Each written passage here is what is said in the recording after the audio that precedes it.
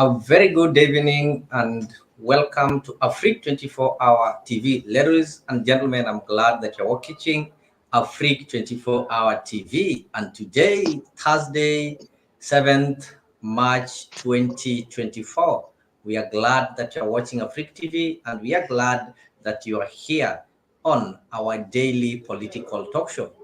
These are talk show that comes on your screen every day. That is from 10 p.m. up to past midnight. And what do we do here? We specifically discuss some of the things that are happening in Kenyan politics, things that involve Kenyans, things that involve Africans from wherever you are. That is why at Afrique, we're saying that we are unlocking the African stories. To welcome on board with me, I'm having my co-host, that is Boniface Kimanzi, who will be taking me through and taking you through some of the things that are happening in the Kenyan political sphere. As we try to analyze, we try to get more information, and we also try to get your views and your feeling towards what is taking place. So if you're joining us for the first time, I will really request you that you start by subscribing to our channel. It's simple. Just a click on your phone or click on your laptop, go to YouTube, look for Afrique 24-hour. You'll see our beautiful logo there. Click on it, subscribe, turn on the notification bell, and share with friends and relatives. And if you're joining this show to show some appreciation, kindly like the video and also do share. I know people are joining me from different destinations. There's someone joining me from Tembei TV, some also joining me from Leo TV, and of course, most of you are joining me from Afrique 24-hour TV, whether Facebook or YouTube. Ensure you like and share the video. And if you don't like the video, you also have an option of disliking the video. Those people who are joining me from YouTube. And very soon, we will also be live in Twitter, that is X, and TikTok. So keep it here, keep on subscribing as we grow this channel of ours. And on top of the story, there's a lot that have happened this week. We've had so many political meetings. We've had so many development gatherings, and we've seen different leaders giving the opinions. We've seen different leaders who've not been there emerging, and one of these leaders that we'll look at later is Charity Ngilu. We'll look at Junnet Mohammed. We'll look at Ali Hassan Joho. They're some of the leaders that people thought that have left active politics, but now it seems politics is becoming more active than never before. So top on our stories, the question that today we are asking our viewers and our panelists, who of course will have to join this conversation, is that, is Kenya ready for a woman deputy president? And to an extension, is Kenya ready for a woman president? And maybe if I become a little bit African, is Kenya ready for women leadership? That's the question that we're asking, and I'll tell you why we are asking this question. So it's simple. You can join this conversation through the comment section just by letting me know where you are joining us from, and maybe your name, your views. You can put them on the comment section. And if you so wish to join the studio, it's also simple. I'm sharing a link there. So the link will take you to StreamYard. What you need to do is to allow StreamYard to configure your audio and video. Then you'll find yourself with me and Mr. Kimanzi here on studio deliberating on this. So before I welcome Mr. Kimanzi to introduce himself, of course you know him, but I know for the sake of our first-time viewers, I just want to maybe give him 2 minutes to introduce himself, tell us where he's joining us from. Then I'll tell you what next. Mr. Kimanzi, karibu. Thank you so much, Mr. Leo, for this wonderful opportunity, and I appreciate so much. This is our daily political show that always happen every day from Monday to Sunday. I always welcome anyone from all over the parts of the world to join this Afrique 24, because here we are going to share a lot of content, and we are going to educate each other so that we can know what the future holds when it comes to political matters.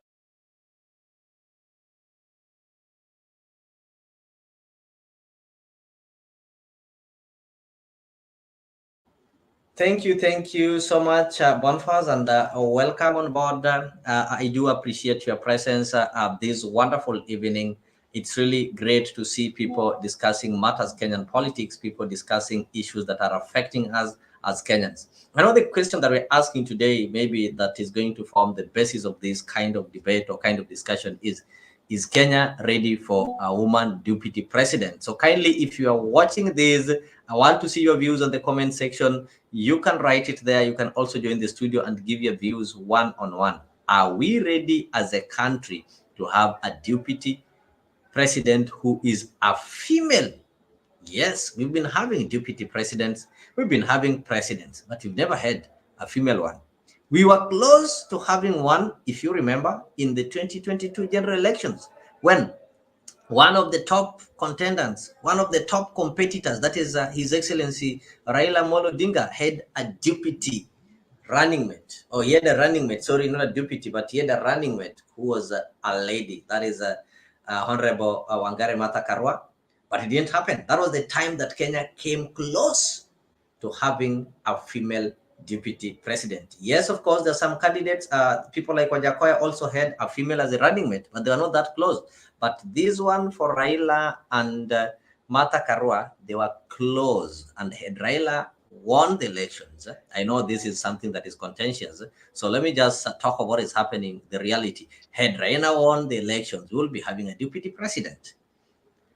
In 1997, we also had an opportunity of having a female president. That is when Charity Ngilu contested. And it's good we are discussing Charity Ngilu because right now she is active in politics, and we're also going to see some of the sentiments that she made. She shown some interest of joining the government or joining the active political arena. She lost to Daniel Moi, that is in 1997.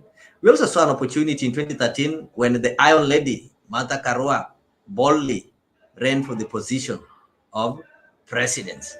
She lost to Uhuru Muigai Kenyatta.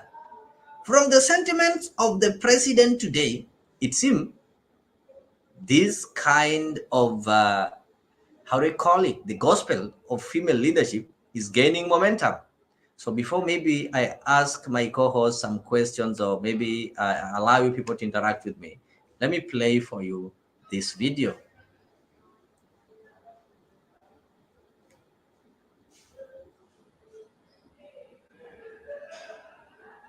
Cecily Mbarire, that when Rigiji and myself tukifika hapo mbele na tumepangana, tumekubaliana vile itaenda, we must also agree that going forward, if a man is a candidate for president in our party, the woman must be the runner.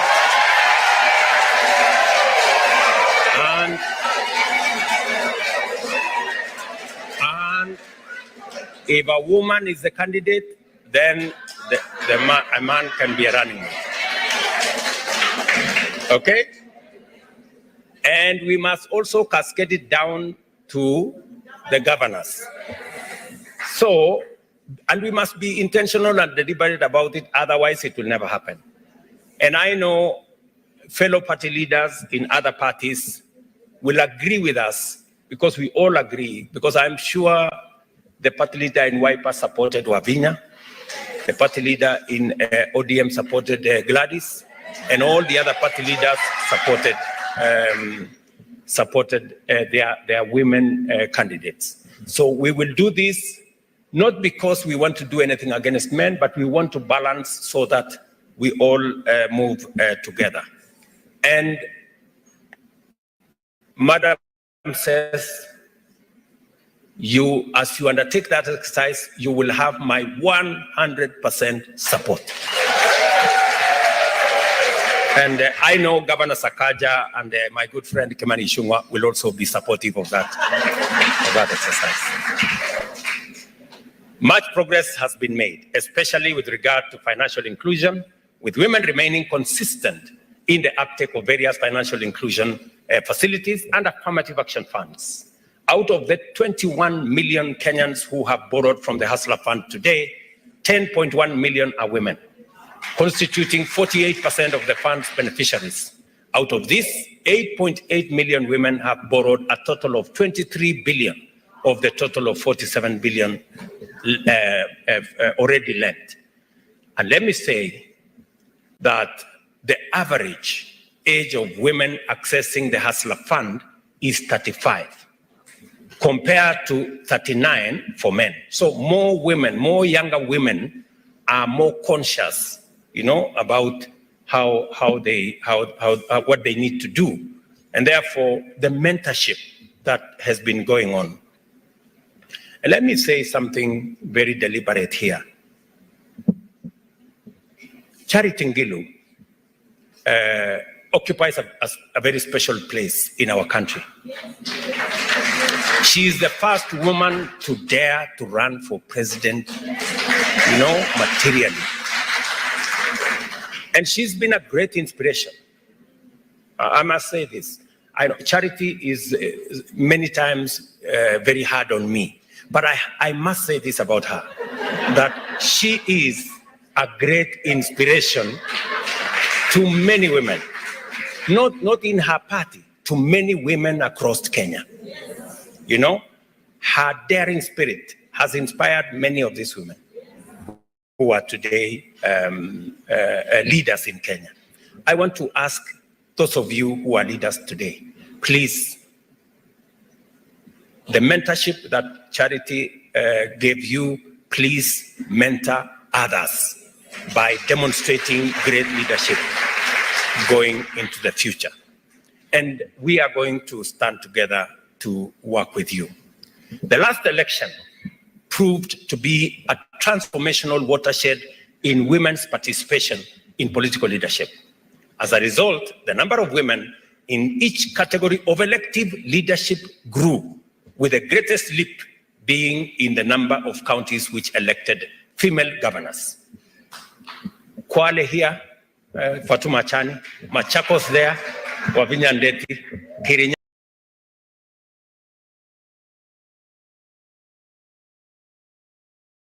Yes, I think one first you heard that the president is really stressing on the need to have women in leadership.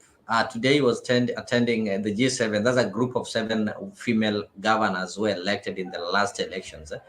And later on, I'll play for you maybe some of the sentiments of Charity Ngilu, whom he really praised as the first woman to dare run from the seat of presidency, for the seat of presidency. That one happened in 1997 when Charity had this party called SDP, the Social Democratic Party, the party that they were together with the senior counsel, James Orengo, who is the current governor of Siaya. And again, ladies did not surprise in 2013 when we saw the Iron Lady running for the position. Then later on in 2022, the Iron Lady decided to step back and run as a deputy president. But unluckily, he didn't manage. So Bonfas, I just want to ask you a general question. Do you think Kenya is ready for a woman deputy president?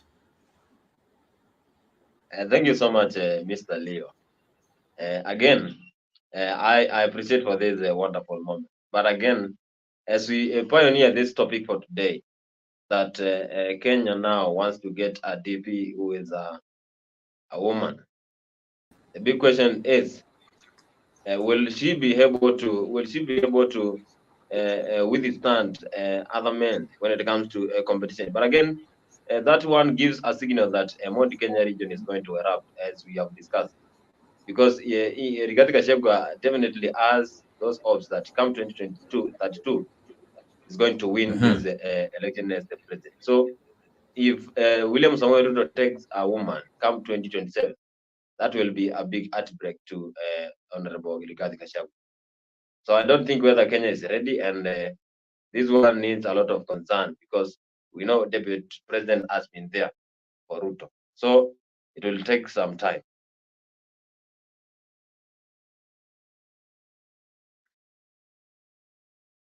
So you say it will take some time for Kenya to have a deputy president who is a woman. Why do you think so? Because does it mean you don't believe that in 2022 Raila would have won elections? Because in 2022 we saw Raila having a female running mate. So had he won the elections, or had he been declared, I don't want to be so controversial, but had he been declared the winner in that election, then we will be having a female deputy president.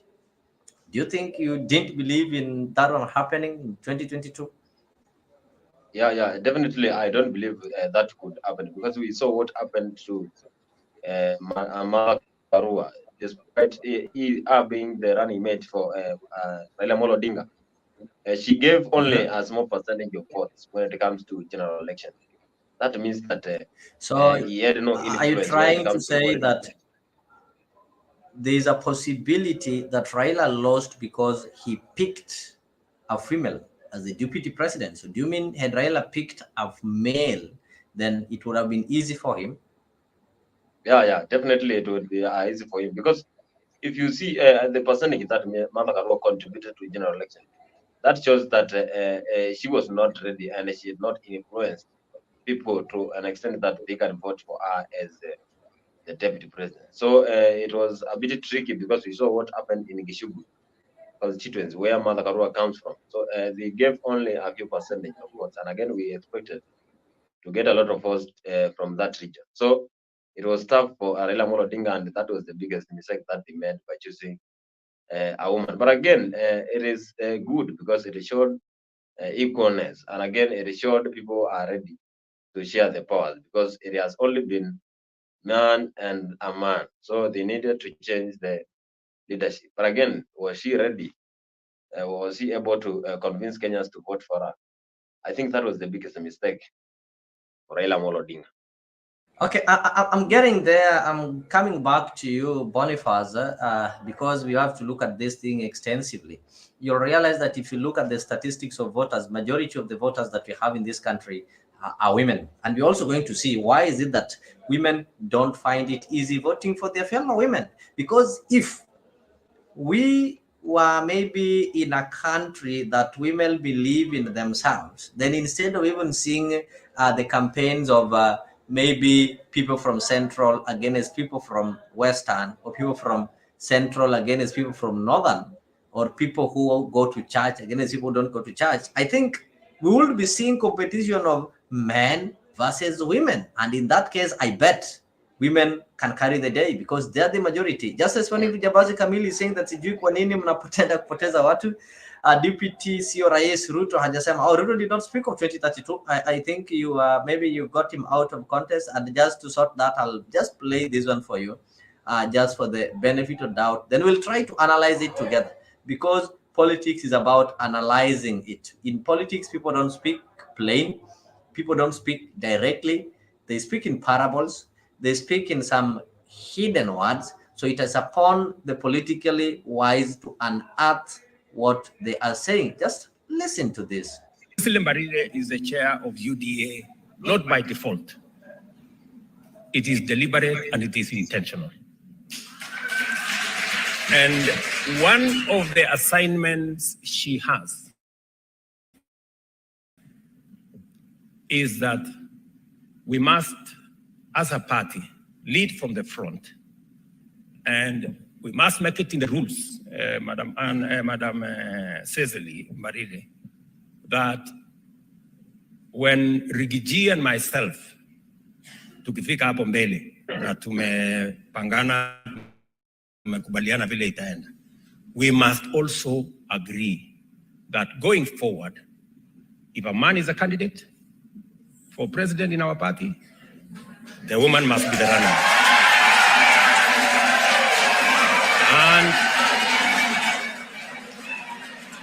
And if a woman is the candidate, then a man can be a. That was it. Boniface, do you think the suggestion by the president can ensure that we achieve this, whereby if it is a man, the president, the woman is a running mate? If a man, a woman, the president, then man becomes the running mate. Do you think this one is a solution that can really work?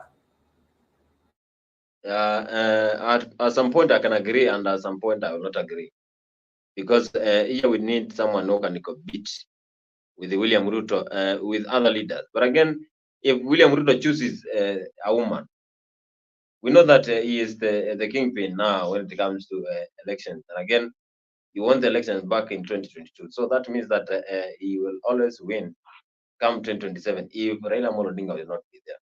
So I think this is the right move, because women will feel highly considered to the government, despite the 47 counties whereby we have the Senate, the women rep. So we need to get a woman who can be the running mate come to 2027 general elections. I think this one is the right move. And again, William Ruto shows love to women. That's why you saw how they were cheering whenever he was talking. And maybe another quick question. When the president was talking, we saw people like Charity Kaloki Ngilu there. She was there. The president really praised her courage. And those are the governors. Remember, we are having a governor like Governor Anne Waiguru, who is retiring. We're also having ladies who ran before, like Martha Karua. Do you think the president is, in other words, trying to tell Gachagua that maybe 2027, when I'll be going for the second term, we are going to make this agreement, and shall we make this agreement, then I'll obviously replace you? What is your interpretation? This one is, yeah, I think this one is true, because we saw Mother Karua, what he contributed to the government. So William Ruto now, he has those ideas that he can choose anyone, and we saw that he wanted to choose Charity Kaluki Ngilu. What does that mean? He has praised Charity Kaluki Ngilu, the former governor of Kitui. This means that he has the idea now, and we saw what the leaders are saying, that it is time for Charity Kaluki Ngilu now, so that he can become the deputy president. But again, is Kaluki able to compete with other leaders? But again, we know that Kaluki has been a phenomenon when it comes to general elections. So I think things can be in the right order when he chooses a woman, because we know that women, whenever they feel considered, definitely they are going to vote massively.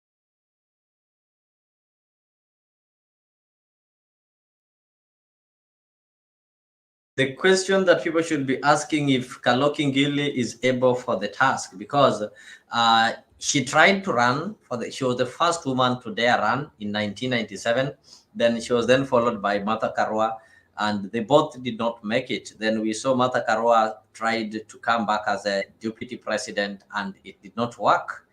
So that is your take. And maybe my viewers, if you're joining me for the first time, we are just trying to weigh on the Kenyan politics. Like today, the president initiated a debate that people have always kept away from. This is a debate that people have never given it an opportunity to discuss, but it's some of the things that Kenyans need to discuss. If you look at our neighbors, Tanzania, they are having a female president, the first one of its kind in Eastern Africa.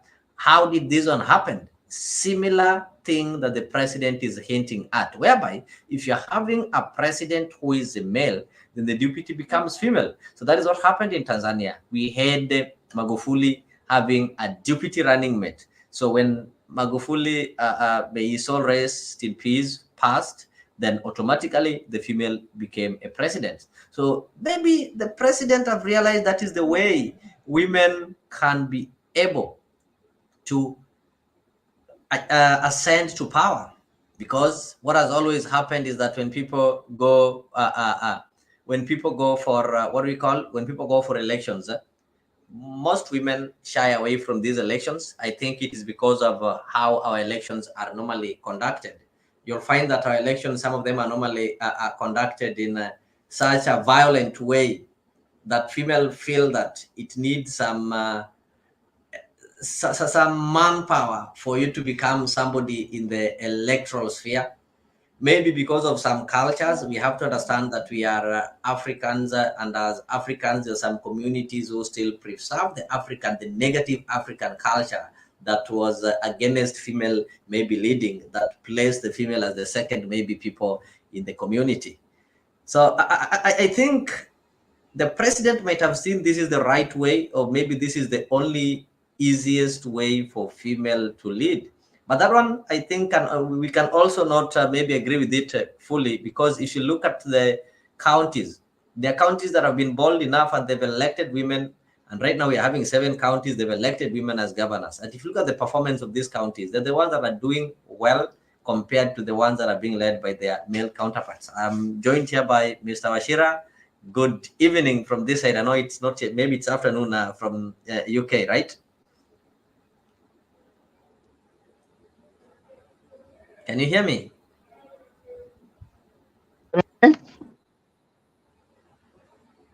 Thank you. Welcome to today's show. I'm just asking a simple, maybe a general question: that is Kenya ready for a woman deputy president? Remember, this is a debate that people have always kept off. People have not been discussing the role of women, maybe when women can be presidents and the deputy presidents. But we've had some women who've been so daring.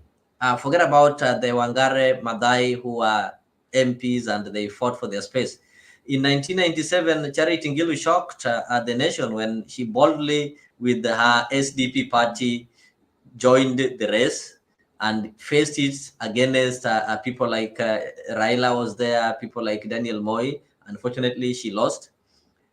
In 2002, we didn't see that. In 2013, we saw Martha Karua boldly taking the battle to the battlefront. She lost. 2022, she came back as a running mate. Unfortunately, though controversial, she did not manage to make it. So do you think it is the right time that women are going to make it? Yeah, I hope you can hear me. Yeah, can you? You are loud and clear. Thank you. So we are dealing with let's go back to what our society is, Kenya. Then we are a patriarchal society. So you analyze it very well in terms of, I mean, our women, you know, losing elections from the Ngilu, from Mother Karawa.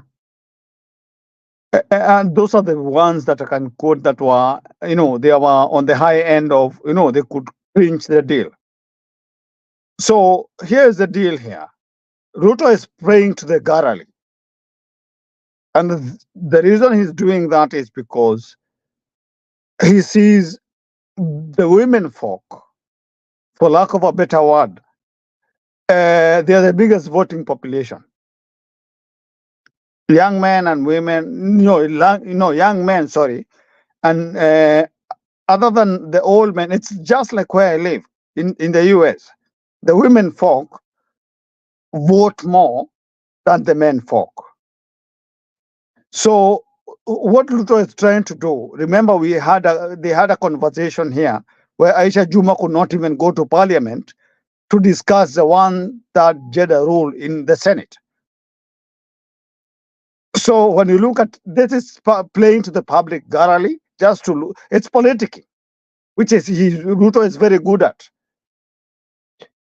So when I look at whatever Ruto is trying to do here, it's just gimmicks, if you will.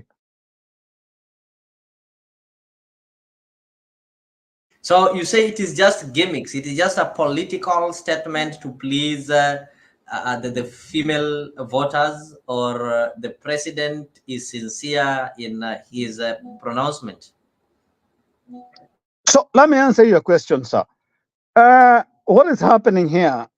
I mean, the one-third gender rule is in the constitution, correct?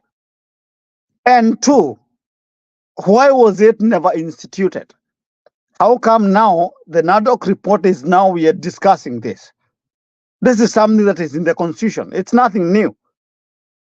So what Ruto is doing is a gimmick, playing to the public garrally to look good to the women folk. People I respect women. So, I mean, this is, allow me to use this one. This is crap.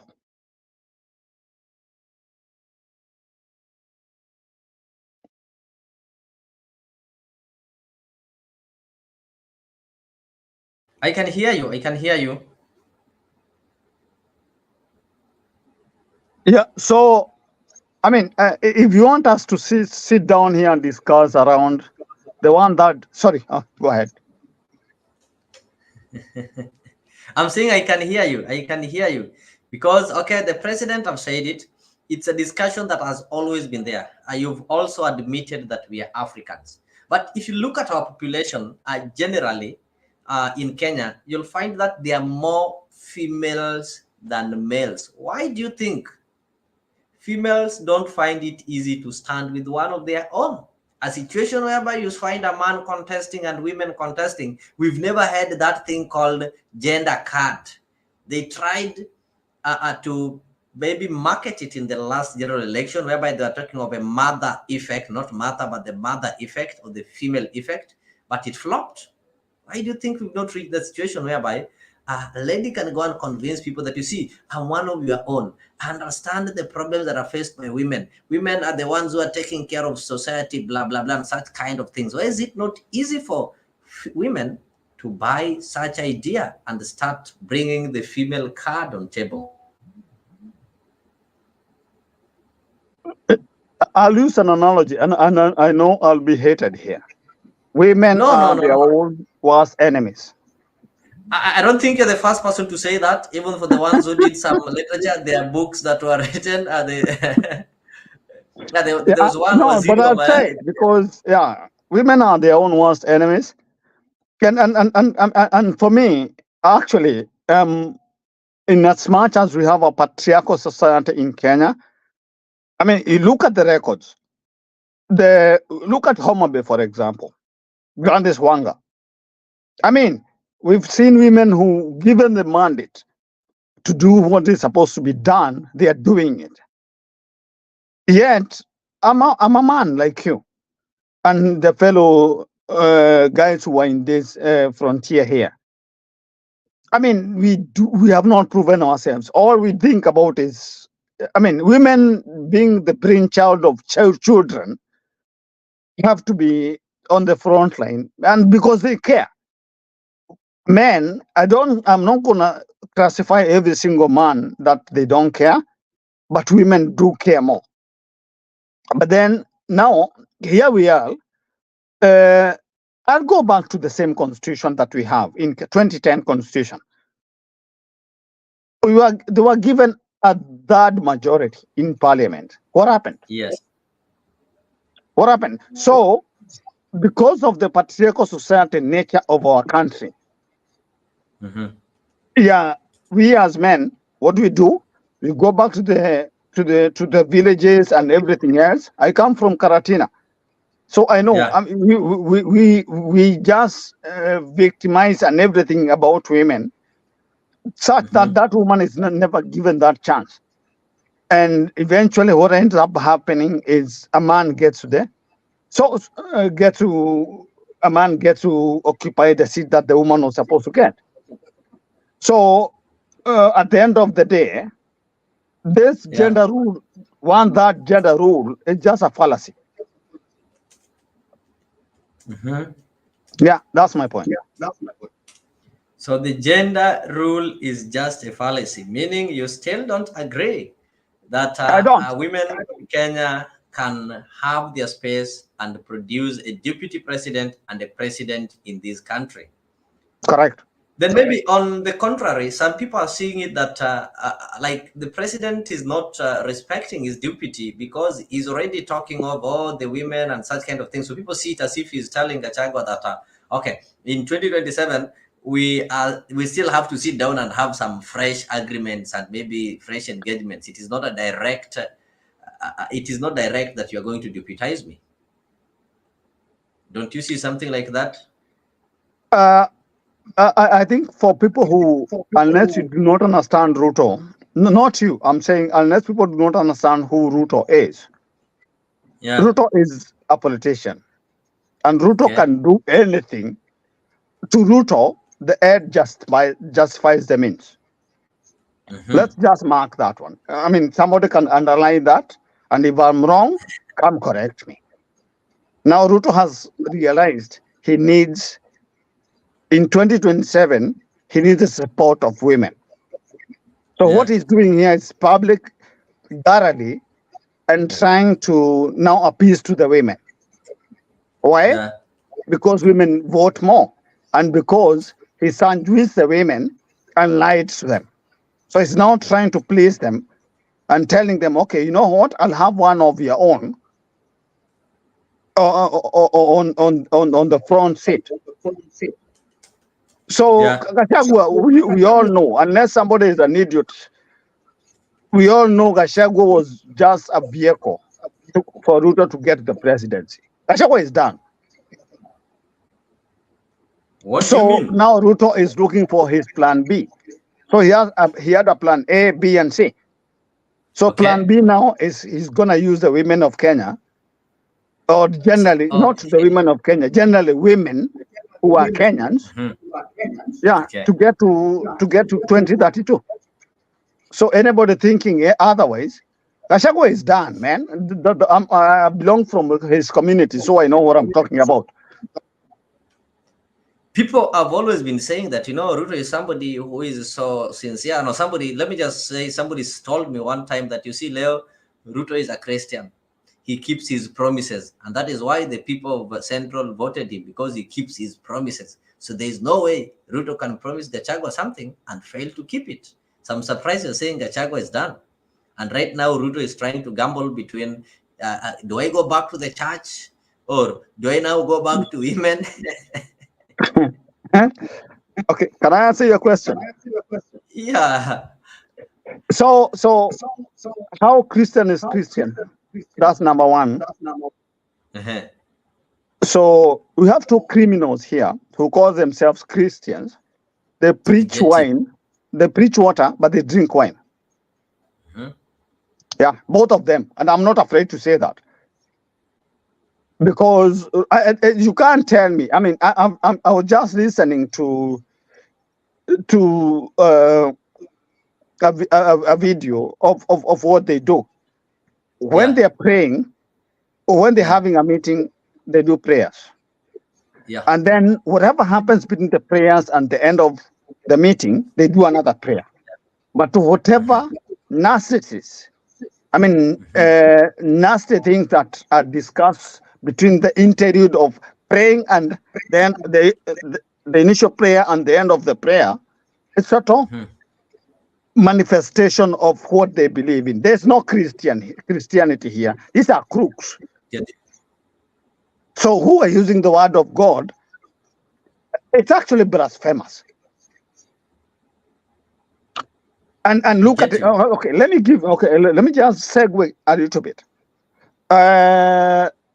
Gachagua took Mary Wanjiru, the judge for the High Court, and said he's gonna take her to court. And then what happened? When he was prompted, he said, "No, I'm not gonna do it because I'm a prayerful man." Guess what? Now we are taking him to court because this is somebody who, there's no Christianity here.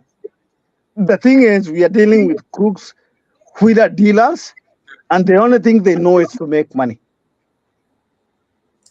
The only thing they know is to make money. Yes.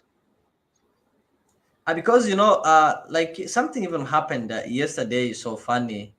And I heard people talking of it. You see, when the president was campaigning, he was among the people who went to this church that belonged to the lady who was supposed to become the governor in Nairobi. Then things changed when there was a negotiation that saw Sakaja being given the ticket, and the lady was sent to go and contest for the senatorial seat, that is the Margaret Wanjiru. You know what happened yesterday when the church was stormed? And people were like, oh, you see, the same president was present, and if he knew this thing was wrong, was he just going there for political purposes? Just let me see the way what he said. UDA Nairobi Senate candidate Bishop Margaret Wanjiru was on Wednesday afternoon demolished by unknown people claiming to be acting on orders from above. And as NTV's Brian Mushui now reports, Wanjiru is, or rather contends, and is in awe at just how fast the UDA government has turned against her. The Jesus is Alive Ministries, located along Haile Selassie Avenue in Nairobi, was the recipient of some rather unusual guests. According to Wanjiru, people who are armed to the teeth and who identified themselves as police forced their way into her premises. Wanjiru, who was teary all while this unfolded, admitted to being flabbergasted, astounded, and taken aback by the series of events, lamenting that she was the ruling UDA party's chief campaigner in Nairobi in 2022. It is sad, very sad, that this is the government that we campaigned for. I'm yet to believe that they can do this to me. Wanjiru lashed out at President William Ruto, accusing him of giving land grabbers a field day. That he needs to stop land grabbing in this country. He needs also to respect some of us who campaigned and worked for him, and who pray for him and still work for him. The woman of the cloth narrated that police clobbered her to an extent of breaking her arm and leg. Wanjiru later on in the day posted these photos of herself in hospital on her social media platforms, showing the extent of the violence meted on her. However, solutions that happened in the church, and these are some of the ladies that were supposed to take over the leadership of the country. And you've heard from her, she was saying that, okay, we campaign for this government, so the president should stop misuse, should respect us. So does it mean that the same will also, like, he will not be able to convince ladies or to convince women that, you see, you people, we want to form a government, sasa hii government itakuwa serikali ya wanawake, and such kind of rhetorics that the president is known of? It's a conundrum, bro. So let me go back. I hope you can fetch out one video that Orengo, respectable one, that I respect that guy. He told us at one point, you're gonna eat your own. It's like a lion or whatever animal eating its own. Wanjiru is facing the consequences. She's being eaten by her own. So her crocodile tears doesn't make me, I can't even feel anything about her. She campaigned for who? For Ruto. For what? To get a seat. But why? Because she wanted that mantle. Look at what is happening to her now. So, I mean, for her shedding crocodile tears and sending us because you want to be in another church, because that's what she's trying to do, that doesn't make any sense to me. For all that she did, selling a false narrative to Kenyans, let her suffer the consequences. That's all it does. I mean, for every single consequence, there are consequences. That's what she's going through.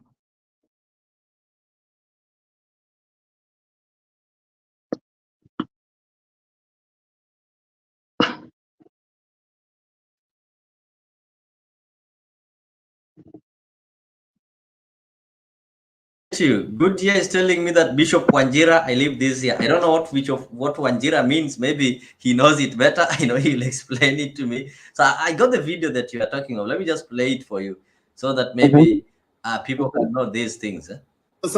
Forever, you, my learned friend, not to your neighbor who is next to you, because you need to be candid. When Parliament is dealing with something which is clearly unconstitutional, we should say so. We should not let it pass.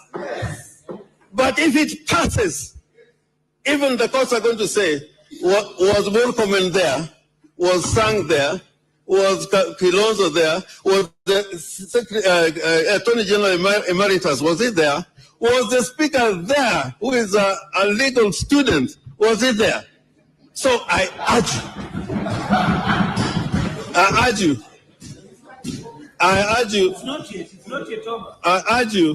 that this bill is only for rejection. And in conclusion, I want to talk to my sister Nyaugenya, Honorable Beth Mugo. We have gone through the trenches with you. You know how, when governments are in power, how they behave. I think probably you can give people on the other side a little education. That sometimes revolutions eat their own children. Yes. Government eats their own people. This government is going to punish you more than they will punish me. I'm telling you, in another 1 year, you will be crying in my office to come and represent you.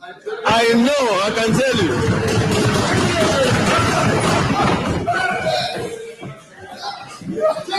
I've appeared for President Kibaki when he was in the opposition, about laws which were made here.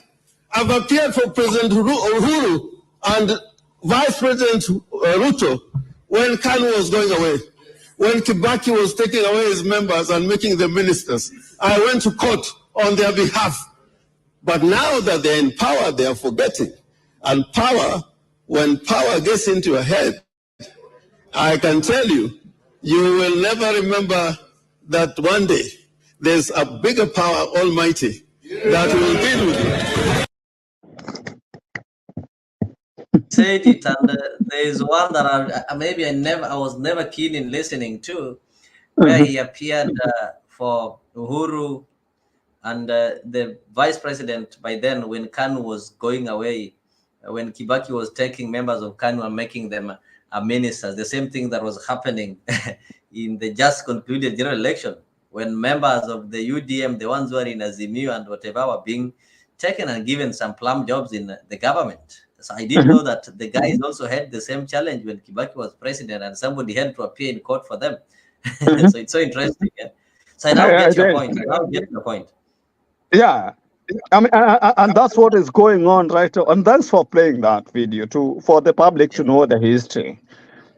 Yeah, because I mean, this is exactly what is going on. So Mother Wanjiru should not cry foul here, because she's part of, it's the same thing happening here. And I mean, they are eating their own. So, I mean, let her hold her brief if she can. I don't think she's a lawyer. She can hold her brief in terms of misery after supporting a regime. By the caveat, me, I'm not for support of the Ruto government. So if anybody thinks I do, no, I am not. I'm an Azimio supporter. So whatever happens to Wanjiru, I don't care. I get you. Just as a Azimio supporter, I'll ask you something, maybe later. And I just want to listen to the speech by one Charity Ngilu. I remember Charity Ngilu have been missing in action. There's a time she was missing in action, but right now, all of a sudden, we saw her coming back to active politics. The same with Alias and Joho. Junnet also went silent, but he's now revamping himself ever since we had this thing of the AU and whatever. So the language that they're speaking is a different language, and it's a language that is friendly. When I heard Ngilu speaking today, the language was friendly to the president. So I just want you to hear this and maybe. They are going to run, increase the number of MCAs, increase the number of, we'll go to the grassroots level, we'll increase the number of women who are there, we'll identify them, they are going to run, increase the number of MCAs, increase the number of women members of parliament, increase the number of women governors, increase the number of all women in their places. And of course, the final seat is the presidential seat. Don't run away from it. Women want it like yesterday. So, Your Excellency, the best you can now do, and I want to ask this for the women in office and out of the office, please help these women to mobilize resources to get to the villages and to ensure that women can be empowered enough. I want to say that I didn't know I was going to be asked to speak, but I'm happy you have given me an opportunity to say something. Governor Sakaja, Nairobi ni yako, lakini sioni wanawake vizuri hapa Nairobi. Tafadhali weka wanawake tuwaone. You cannot talk about he for she and we are not seeing it. You must walk the talk. And I'll be on your case. Your Excellency, and Anu Iguru, please, Governor, be on the President's case and make sure that we keep in on his toes to ensure that we have the numbers. I want to thank you very much for inviting me to say a few words.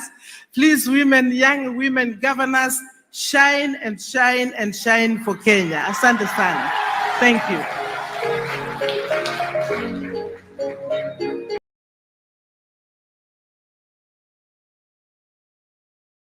I can hear Ezesh Mfunyi is telling me that, Leo, don't believe Ruto's lies. If he lied to women, the same women, about diapers, do you think he can give them a deputy position?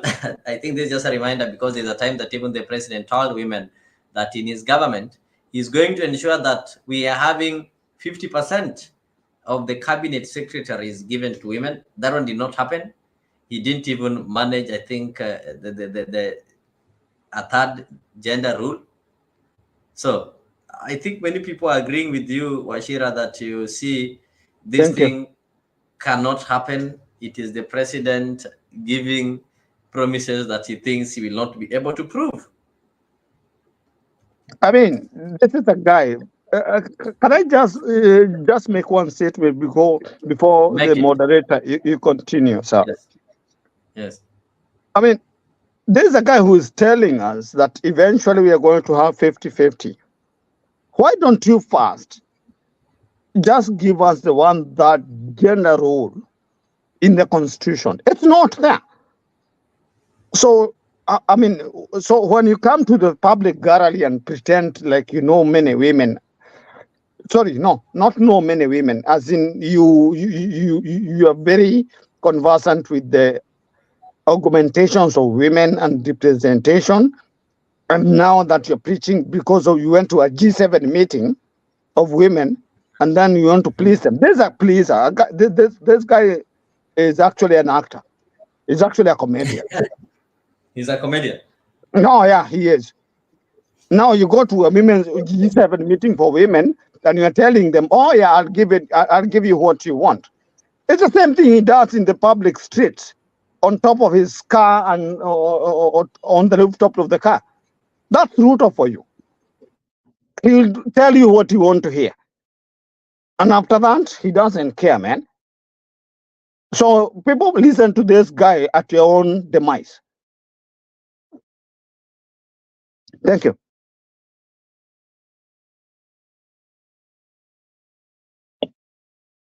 I get you.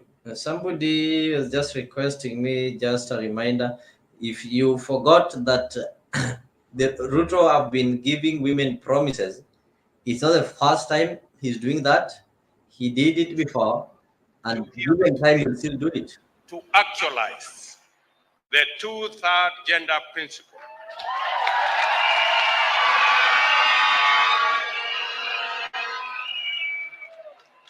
and to put in place mechanisms within the first 3 months of the Kenya Alliance government, and ensure that this two-third gender principle is actualized immediately the mechanism is in place,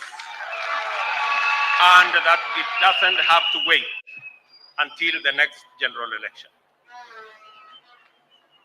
On leadership again, I commit on behalf of Kenya Kwanza Alliance that we shall allocate 50% of all cabinet positions to the women of Kenya.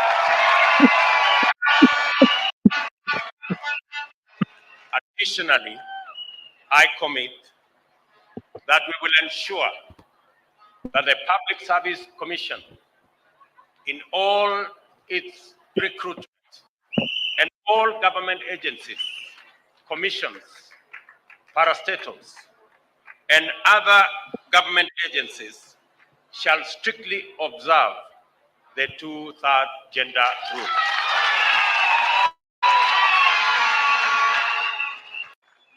Economic empowerment. I, William Samoei Ruto, on behalf of Kenya Kwanza Alliance, do hereby commit that 50% of the 50 billion Hustler Fund shall be ring-fenced towards women-owned enterprises. I also commit to actualize access to government procurement opportunities by ensuring that women-owned enterprises will automatically qualify for the LPO financing through the Hustler Fund without any other conditions. And the people You just People buttress my point. Jeez. Yeah. That was it. I mean, you just buttress my point, the moderator, because this, I mean, whoever doesn't see, if you don't want to hear, don't hear. Yeah. It's your problem.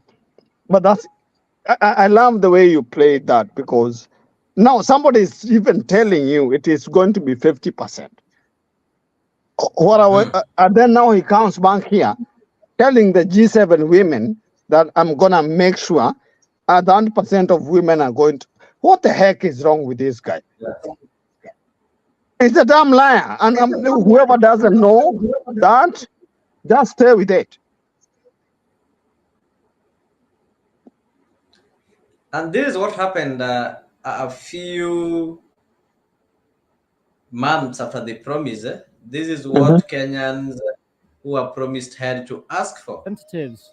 Now they want him to keep his promise of getting more women into politics.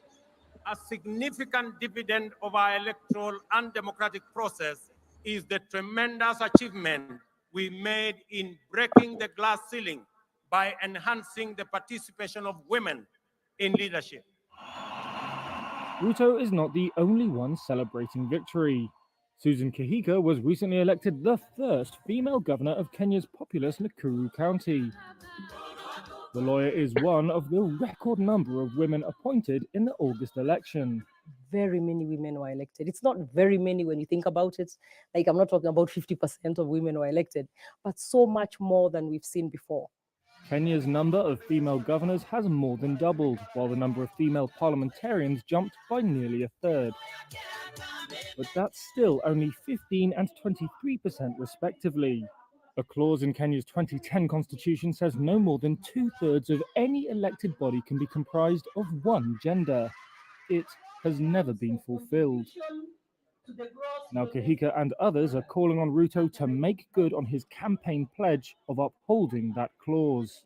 In some counties, even for the jockeys, even for the seats reserved for women rep, like they elect 0 women, and they even say if it wasn't clear that the seat reserved for women representatives is for women, they would vote in men. Like, I hope you get, how crazy that is. Kihika said that women are also deterred from running because they face abuse and physical assault on the campaign trail. She's calling for better protections. Ruto was the only one of 4 presidential candidates whose running mate was not a woman. However, he has also pledged to appoint women to half of his cabinet. News is also bringing it clear that out of the people who contested, the 3 candidates, it's only William Ruto whose running mate was not a woman. We had Raila having Martha Karua, and we had Wajir having Wamai as the running mate. So it's only Ruto who did not have a woman running mate. But now he realized that maybe that is what denied women a chance to become a deputy president. So had he picked a woman running mate, then this issue would have been sorted. So, Ruto, I'll say one thing here. And I keep on saying some people are not going to, it's not palatable to some people here. Yeah, Ruto is a transactional, he's not a leader. To me, he's not. He's just a transactional merchant. So what he's doing now, he's getting away with Rigiji.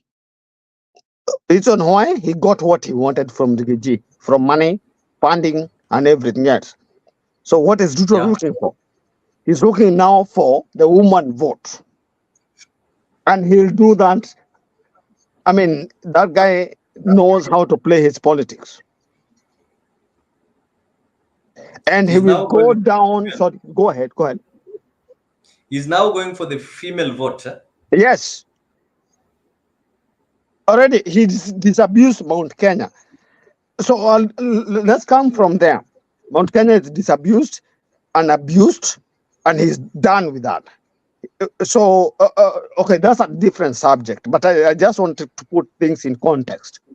After that... No, it's okay. It's also related to this, because when Ruto is promising a woman deputy president, remember that Gachagua is there and he considers himself as a kingpin or somebody who is representing the votes from the Mount Kenya. So this one will also lead us to the next question. Shall Ruto go ahead and maybe actualize the threat to have a woman deputy president? What is the position of Gachagua, and what is the position of Mount Kenya? Will this woman come from Mount Kenya, or where is he going to shop this woman from? A good question, very good one. So this is what is going to happen. Ruto, I told you, is a merchant and is transactional. And so what is going to happen for Ruto to go back to Mount Kenya? He has to hold the Mount Kenya votes again, because now he has lied enough to Mount Kenya. You can see the applause, the uproars that are happening in Mount Kenya right now because of taxes and everything else. Yeah, so avocado, you're taxing even avocados and everything else. So what he has to do now, what he's trying to do is get Gachagua out of the way. You give me the money, I go to my seat, that's fine. So now what do I do? So Ruto is fishing around for a Mount Kenya candidate, a woman who will fulfill. Now he's now gonna come and sell this narrative of, oh yeah, I have fulfilled the one that gender rule. That narrative that is now started selling, which is silly, and people buy it. But then Do you remember, think Kenyans are going to buy that? Does it mean Kenyans don't learn? no, they don't.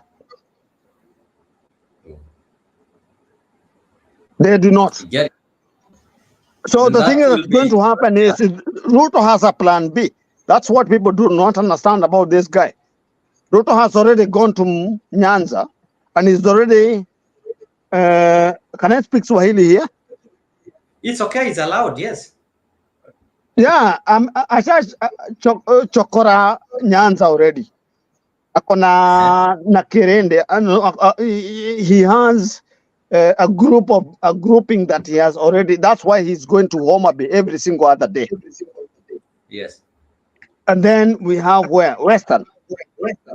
Western ameweka sasa, anataka Western ikue kama Central. Like he Yes. now wants to place himself as the kingpin of Western. He's Yes. the one who is now wants to. He don't want people to go to the Mudavadis and the Wetangulas and the Halwales. He now wants from Western to go to him directly, the way people used to go to Mo. He's the patron over there. Exactly.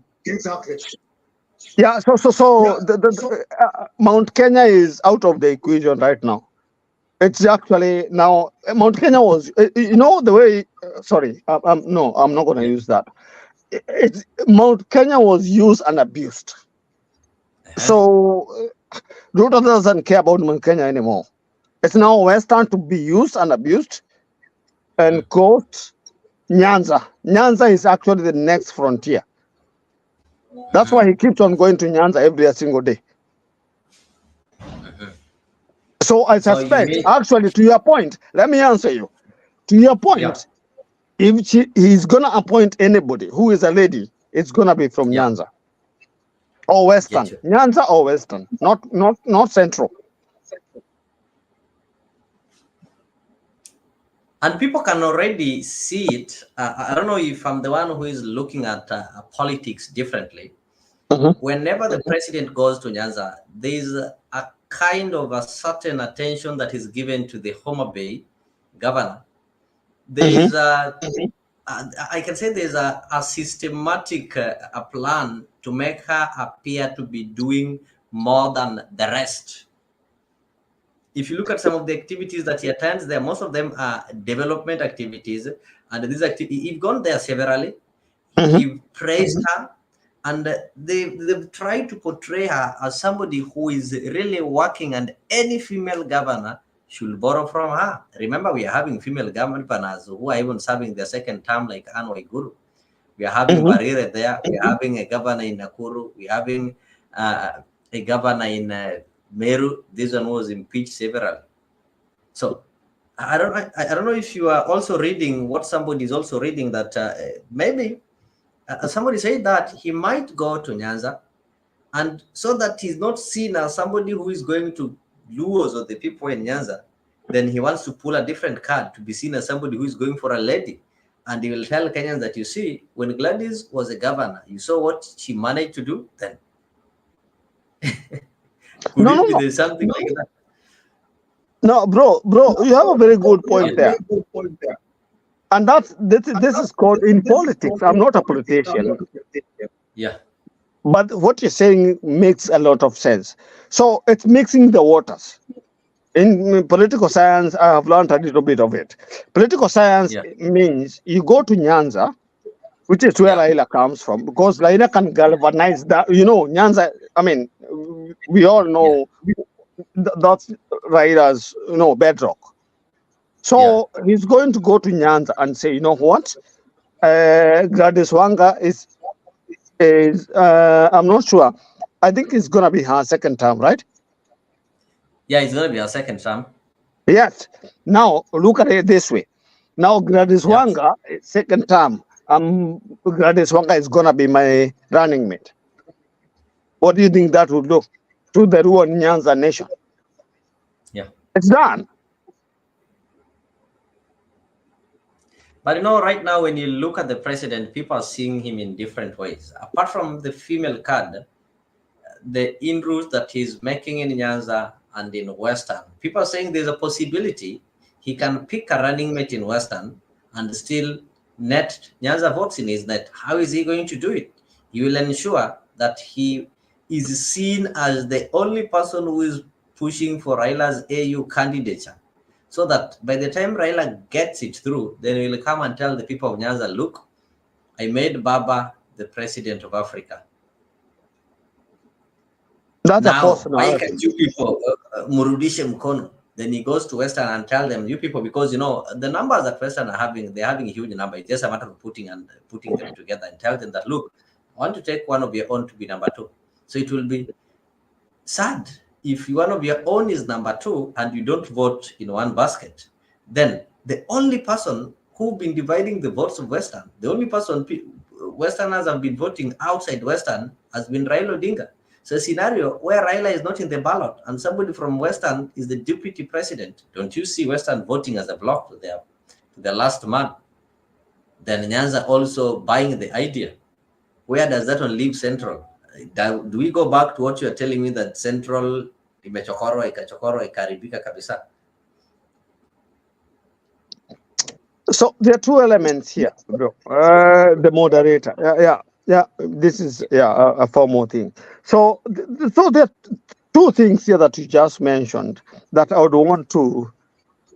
I said I'm not a political scientist, but I have played this politics for quite a while. For long, Number you have one, some ideas. Yeah. Number one, already, just we know that Central has been sidelined. I told you I come from Central.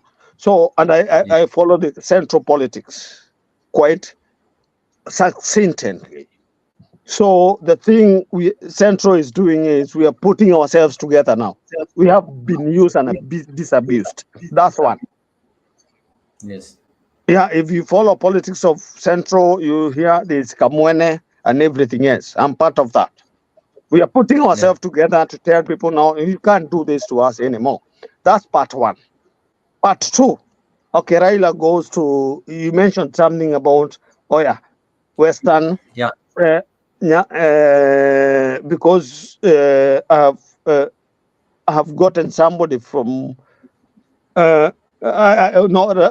Number one, we are not even sure that Raila is going to get the AU job, correct? Yeah. We are not sure. Now already we have somebody who is they are running against Raila. Is it Somalia? Somali. Yes. Yeah. So it's not a done deal. So why would you think that Raila is not in the game in 2027? That's number one. That people are assuming so many things here. Raila is still in this game. And if Raila is in this game, people are going to be surprised. And now everybody has realized what Ruto did. You know, once beaten, twice shy. People need to understand that. Yeah, so for Ruto to think that he can mess around with, Nyanza, I'm still sure, is still, of course, Nyanza is Raila's backyard. Yeah. Then we go to Central. Central, Ruto is messed up. That's what I'm sure. So, I mean, his strongholds are going in the Western. I mean, it's that's a split mentality, in the sense that, I mean, I don't want to be tribal here, but we know how Western works.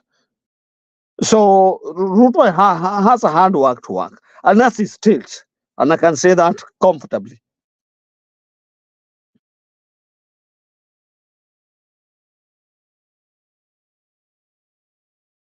Also see Goodia is also backing you that Raila is not going anywhere. Raila is still behind the scenes active in Kenyan politics. And if you did follow the ODM recruitment that took place in Wajir, there's some sentiments that were made that will tell you that Raila might still give it a sixth trial. So maybe I don't know if I'll get the exact words, but I can be able to look at some of the points. Wacha la kwanza kabisa nishukuru gavana wenu.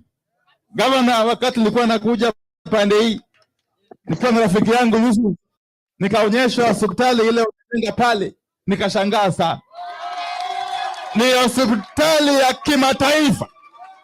Na hiyo ni ishara ya kwamba devolution inaweza fanya kazi. Lazima tushukuru Baba Raila Amolo Odinga kwa kutuletea ile kitu tunaita devolution. Jambo la muhimu ni kwamba serikali kuu, ile serikali iko Nairobi, lazima hakikishe pesa yote ambayo inastahili ije hapa chini imekuja. Ndiyo gavana wenu afanye kazi kamili akiwa na pesa ya kutosha.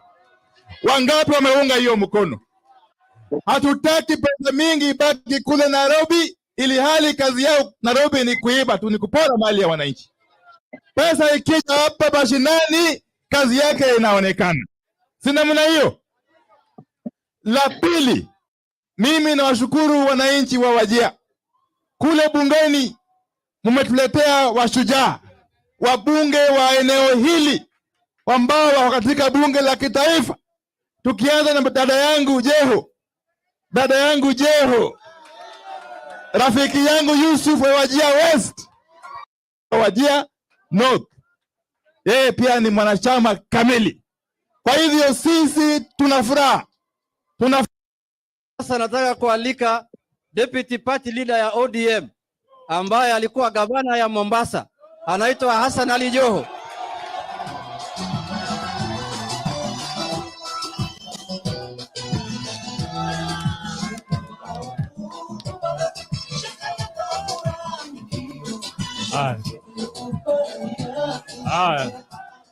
Haya. Wajir, assalamu alaikum. Ile karatasi umeleta nimeweka kwa mfuko, siwezi tupa, baadaye sawa. Mimi nataka munisikize kwa makini sana, kwa sababu nimesikia mengi yamesemwa na mengi yameendelea kusemwa, sivyo? Mimi nataka tuzungumze Raila Amolo Odinga ni nani? Umeelewa? Mimi naona kuna watu wanamwongea kiolelaolela, kuna watu wanamwongea kinini kiolela. Nataka niwaambie, wataka watambue kwamba Raila Amolo Odinga ni kiongozi wa kimataifa, sivyo? Na ana haki ya kuzungumza siasa ya Kenya, siasa ya East Africa, siasa ya Afrika, siasa ya dunia pia. Si namna hiyo? Si ametosha? Si ametosha? Pia nataka niseme kitu chengine cha muhimu sana. Watu wamezungumza mambo ya kurithi Raila Amolo Odinga.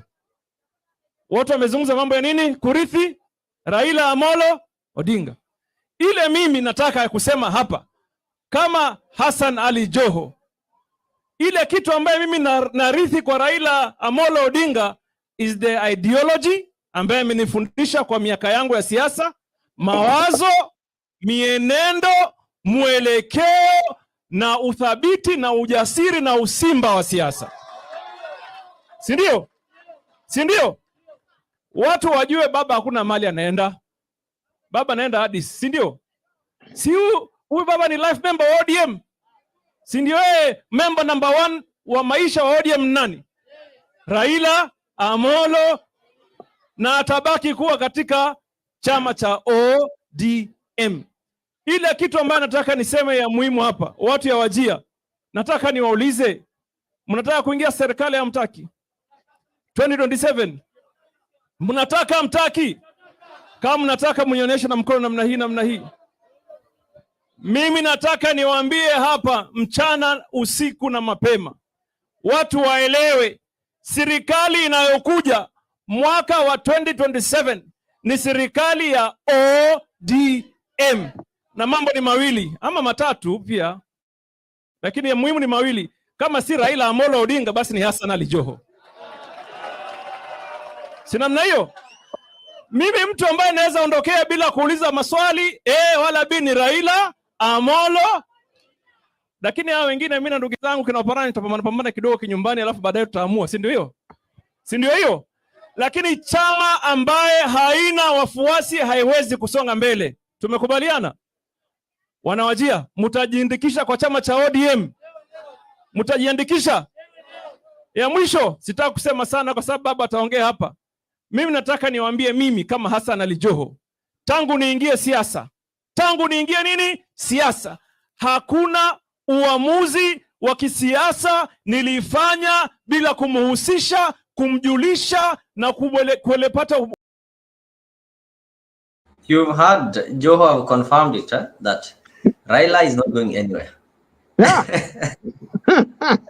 It's very true. It's only a fool who think Raila is a need. No, Raila is not going anywhere. This message is not only meant to maybe members of ODM, but also the affiliate parties of Azimio, because Joho have said, number one, the next government will be formed by ODM. And he said in ODM, if it is not Raila, then he will go for it. Then secondly, he also he knows very well that there's Azimio. He said that chama ambayo haina wafuasi. Could it be that they've started preparing for the 2027? And so Raila is going nowhere. Yes. Leo, let me just say this. My small analysis. There are two things people here need to understand. There's somebody called, I'll take you back to what has happened in the recent past. No, in the recent 1 year. Yeah. And that 1 year has been, there are so many shenanigans. So, okay, let me take you back. I mean, if you win, give me 5 minutes. Okay, no problem. Yeah, you've seen what happened when Raila was, the news came out that, Raila is going to be the AO chairman. Number one. Who was behind that? Uhuru Kenyatta was there. Yeah. But he never appeared. What did they do to Uhuru Kenyatta? These guys always work together. Number two, by the time we get to right now, I don't know how to put it in, I would rather, as in the mat has been laid out. And what I mean by that is there's Uhuru here, there's Raila here, and then there's Jubilee and ODM. Those two parties are going to come back together. Okay. So there's Kioni. If you see Kioni, what he's doing, they have fought him to death. But who is behind Kioni is Uhuru. So that party, and why was UDA fighting Jubilee? Another different story, because they know this is a firefighter party. Yeah. So one thing is going to happen here between now and before we get to 2027, I believe UDA, ODM and Jubilee are still going to come together again.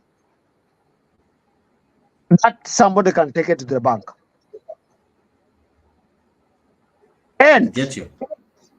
And after that, there Yeah. is, and that's why Ruto did whatever the shenanigans. I tell people do not realize we are dealing with a criminal here. When Ruto decided to buy parliamentarians, he knew what he was doing. But now we know better. That's not gonna. That's why they put that in NADOC report that this is gonna have to be put in the amendments of the constitution. You cannot be kama we ni malaya, tembea man, tembea kubwa kubwa. Yeah. So we're gonna have to put that, and once we do that, we do away with that. Then whoever wants to move around here by 2027 will be fine.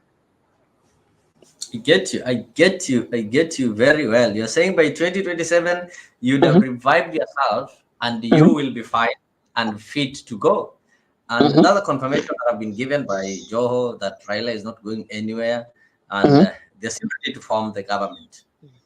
And you see, on the other end, Gachagua is also a worried man, because there's ever since, politics about also reading some body movement and activities. So the body movement have been positive towards that is between the Kenya Kwanza and Raila and such kind of things. Though people are saying that kind of support is not a sincere support, but it's a support that people need to think twice.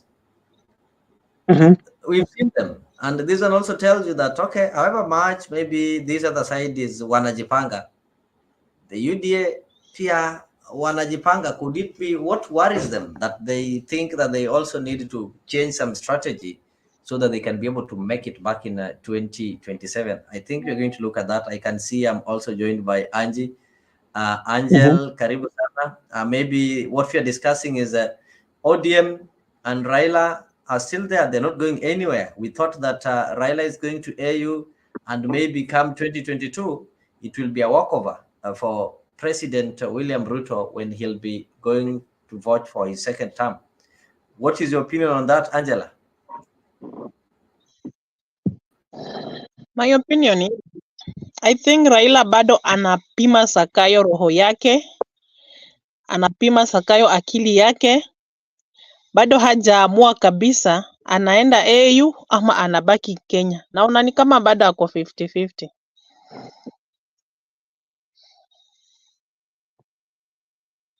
Nanisikia? Bado Raila ako 50-50. Yeah, nakusikiza. Na ako 50 inamaanisha bado ako akikosa kwenda AU.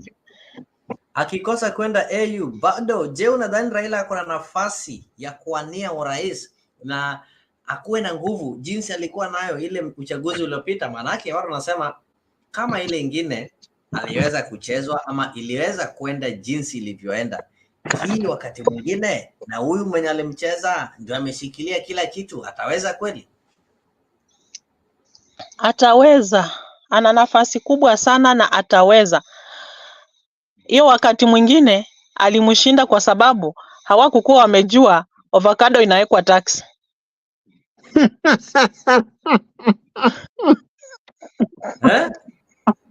Kumejua avocado inawekwa tax. Lakini Angela, ile wakati mwingine hii pande nyingine aliambia watu utawapatia 6,000, hamtakuwa mnalipa school fee, lakini wale upande mwingine hawakuambiwa avocado.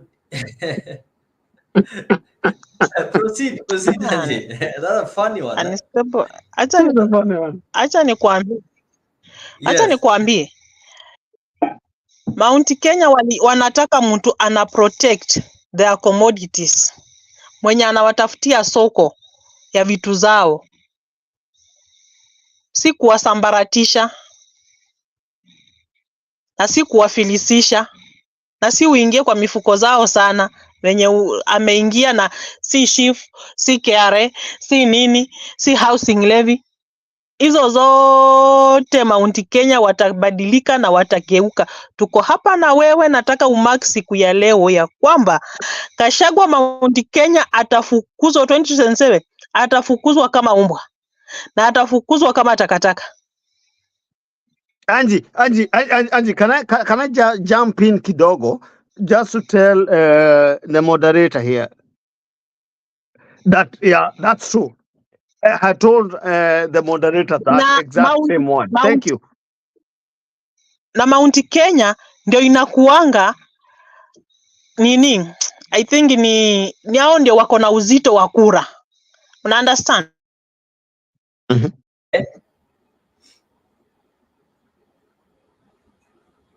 Angie is breaking. So, Washira, you wanted to jump in with something, eh? You wanted to support or maybe respond to Angie's comments over there. Yeah. I mean, allow me to. Angie just said something very important. Gachagua ashapatikana. And why? Because he lied. Number one, alituambia kahawa itaanguka. He went all around Kirinyaga, Embu, Meru, and a section of Muranga na Kiambu, just trying to preach that price ya kahawa sijui nini. Right now, when Uhuru was there, and by there I don't hold brief for Uhuru. It's just that I like the guy as a guy. But tulikuwa tunanunua kilo ya kahawa 120.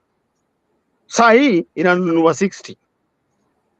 Haya macadamia, it was being bought at 160. Saa hii ni 40. Yeah, my parents do that. I'm not. Mimi sitakangi kuongea vitu zingi. My parents come from. You can go and fetch them where they are. Yeah. They're in Karatina. And now macadamia. I had to plant my macadamia.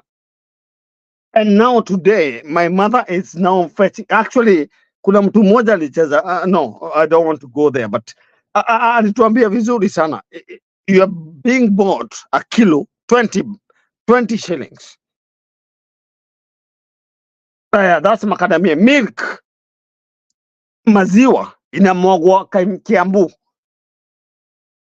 Na hii nyang'au, allow me to use that word.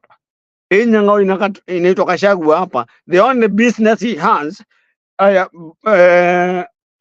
ni kuzunguka the whole country telling people tufunge pombe. Si tuanze kukunywa chai basi.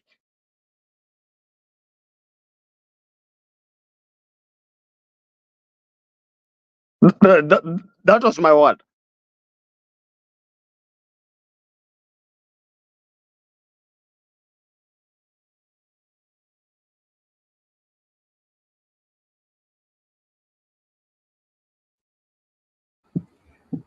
Goodyear is telling us that we should never assume that only one tribe has votes, not each and every of them votes.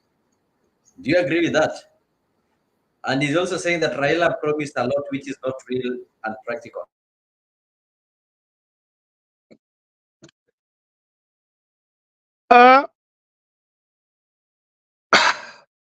The way I can answer this question is on one way.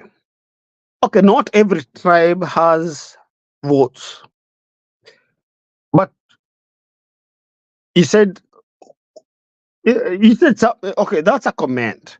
So can somebody just enumerate for me why everybody always goes to Mount Kenya for votes? That's number one. Number two, So when you say not every tribe has votes, what do you mean? Because in Mount Kenya, I can enumerate for that person out of my head. I don't even have statistics here. We do have, I mean, from top of my head, it's 3 million votes. Who does not want 3 million votes? No any other region. It's proven in Kenya that if you don't have those 3 million votes from Mount Kenya, then you are going nowhere. So whoever is commenting that, honestly, tell them to go back to history. It's known.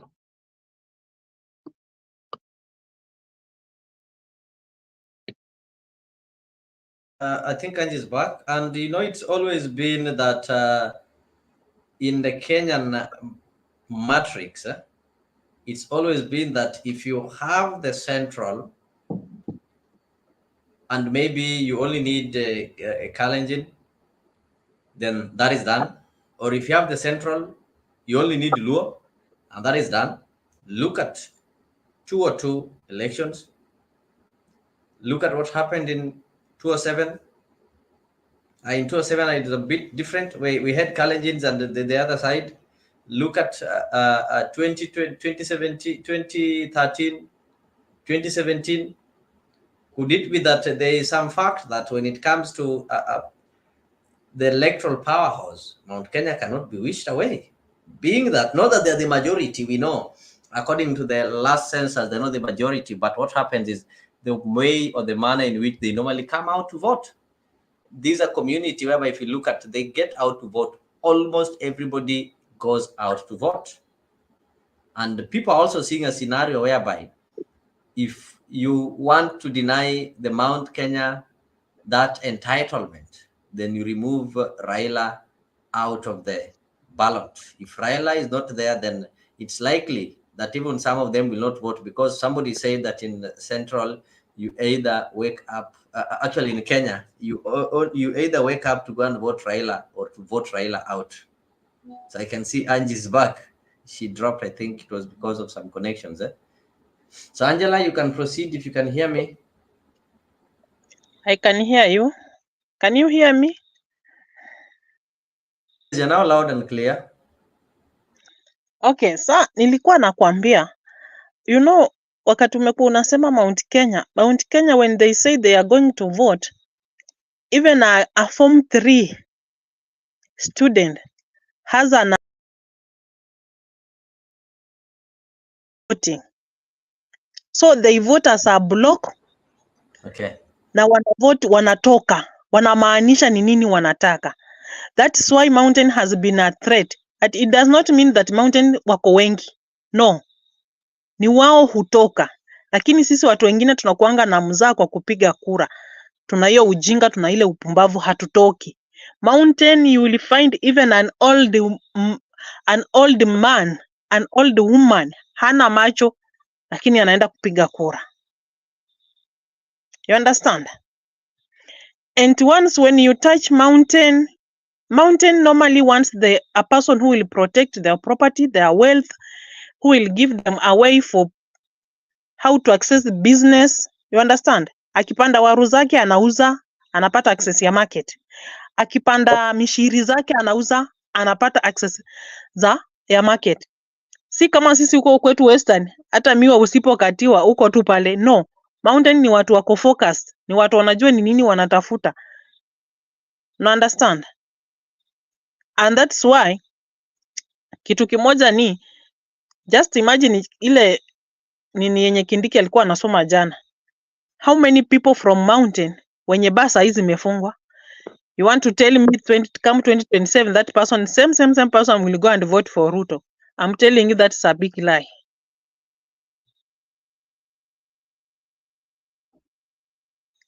They have opened their minds. Now they are seeing the true pictures of who is Ruto, who is Gachagua, who is Kindiki. Like the way I normally say, sisi Waluya hatuna mtu. Mnaona kaa ninadanganya na sema uongo. Eti nini Waluya hamna mtu? Sasa unaonanga kaa tuko na Wetangula na Musalia. Hawa si watu. Mukola papa wa Roma. Angela, what do you Papa, mean?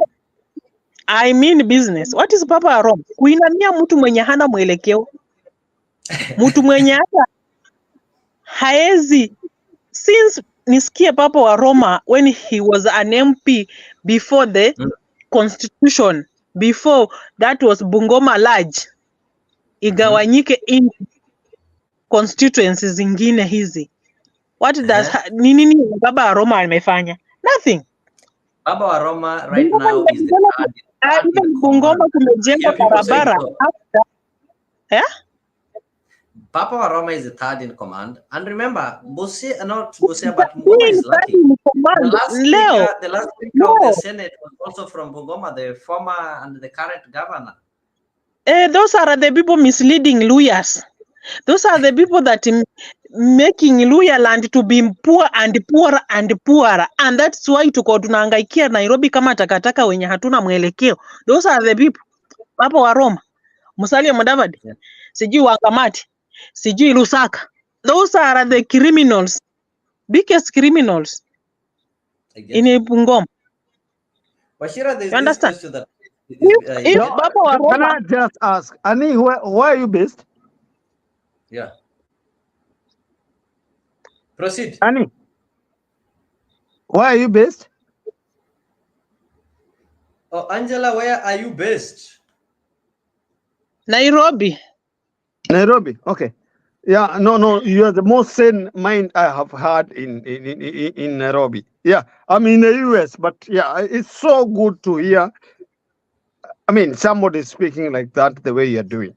So yeah, moderator. Yeah, I just wanted to know because I'm gonna contact Angie in a different forum.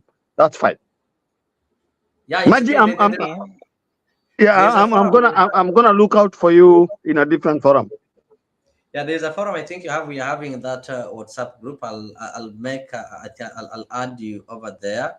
Yeah, You'll please just do. Get my contact on the private section there. Then I'll add you over there. Yeah, please do. Wachira, I just wanted to ask you a single question. Yeah, you come from Central. That is true. You might not be voting there. You might be voting elsewhere. No, I vote. I always vote. Moderator, please. I do. I always vote. I'm not saying you don't vote. You vote, but you might not be voting in Central. For example, there are people who come from Central. They vote in Western. You vote in US. There are people who come from Central. They vote in Nairobi. So you might not be voting the MPs and the MCs there, but I'm pretty sure you are in contact. You have contact with the people who vote over there. So do you think there's an argument here that somebody voting from Central, the only motivation that makes them to vote is Raila Odinga? Because most people wake up to go and vote Raila out. Do you think in the absence of Raila Odinga in the ballot, we are going to see people making some fine decisions and you're going to see some changes in the voting block? That is very true, Leo. Let me tell you, there are some people who stand, wanasema huyu ni mzee ni muganga, huyu ni mchawi. They use that language for Raila to win the votes. You understand me? I get you. Huyu mzee ni muganga, tangu asimame, anaangukanga tu, analianga tu, anaendanga tu kotini. That language only makes somebody to pass and to be there, I think be voted. that language, that kind of phobia was done within the last general election. For the first time, Raila got people from the mountain. Over 1 million voted somebody who was not supported by maybe majority of them. And we saw it. The last election, something amazing happened. More than 1 million votes came from Mount Kenya and it went to Raila, the person they say they've never been voting. So tell me, that one has never happened. I think the phobia is fading away. Does it mean we are having a new generation of voters who now have lived those kind of myths? And moving forward, that is why even Gachagua is so worried that he keeps on talking of the mountain needs to unite. Ni watu wanafunguka akili. Wanaona. Me leo I've been to Gatundu, where President Uhuru comes from. I tell you, when you go to that place, utapata walevi saa mbili ya asubuhi wamama wako na majembe wanaenda kutafuta. And you see that is the area that produces the empty. Uko kwa nani kwa Uhuru mimi nimekaa like 2 years. Okay. You understand? So I think they are now, the mountain are thinking and changing their minds that we have been having president all these years, and the development we are having when we compare to other counties counties are better than us. In fact, of late when I was in Shaweri, barabara iko tu na maboromoko na mabonde na inaenda kwa kina Uhuru Kenyatta. You understand? Now ndio watu wanatoa president. No, kutoa president, you don't do it. The president is not the president of a region. I think that one should also be known, that the president is not a president for a region or a specific community. Rather, the president is the president of the entire country. At least when we have the president, all our roads will be good, because the president should serve people equally.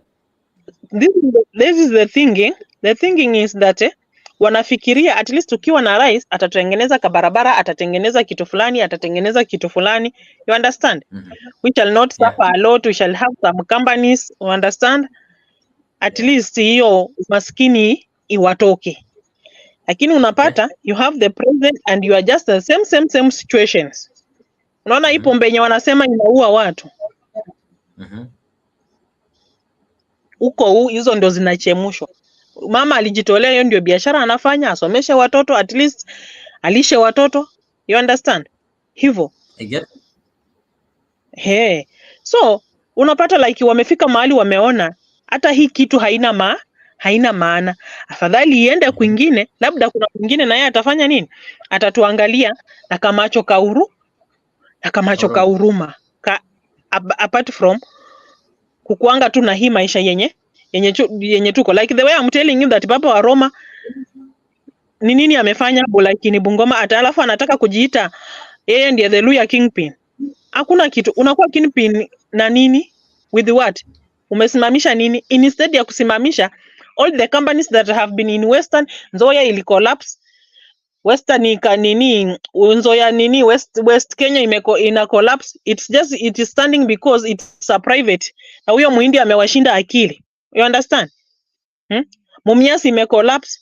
Why could these Western leaders come together as a region and then waseme sisi tunataka president atufanyie hii. Mumias itafufuka, Nzoia itafufuka, Chemili itafufuka, kampuni kadhaa zitafufuka. Mimi nitabaki kulima miwa na kahawa huko nyumbani. Sitashinda kukuja kungangania maisha Nairobi. Nakuja kungangania maisha Nairobi because hata kahawa yenye unalima wewe mkulima unapata kwota. Serikali na hao watu wengine wanakula 3/4. Wewe ndio mkulima. So then you call yourself over the Papa wa Roma, you are a kingpin. Be a kingpin with the matendo. Not a kingpin. Can I ask a question here? Can I ask a question here to Angel? Okay. You have a very wonderful idea. Go ahead. And going, I mean, this is how I look at it. Angel is very particular. Angel, why don't you, when there, home, utengeneze tu project moja mbili, ama uchukue watoi. Let's say, for example, I'll give an example, quick fast. Mimi niko na watoi 5. Si ati niko na domop. Na hao watoi, mimi nilileta watu watoi na wasomesha sahi. Why don't you just take a small project? I use that example to just demonstrate what I'm trying to do, just to elevate the society. Chukua any project. Then nyangao, because me now nyangao. Me, I don't respect my politicians. I don't.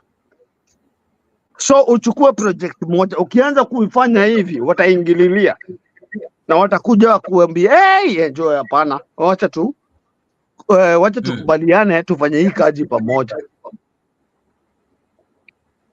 Otherwise, I mean, we are not going to go anywhere. Does that make sense? Enjoy. I think it makes sense. So to make project is not a problem, na hawatakuja kukusaidia ng'o. Usiwahi tengeneza project ukidhania wanakuja kukusaidia. If I think so, if hata by the way, I was just thinking of going back home, nitafute kitu cha kufanya nikiwa nyumbani, because nimeona huyu governor if hatabadilisha mawazo, if hatabadilisha akili, akiwa na hiyo uongozi atakuwa yenye ameanza nayo, kama hatafika mahali akuwe tycoon na atembea, at least you can go home and make something.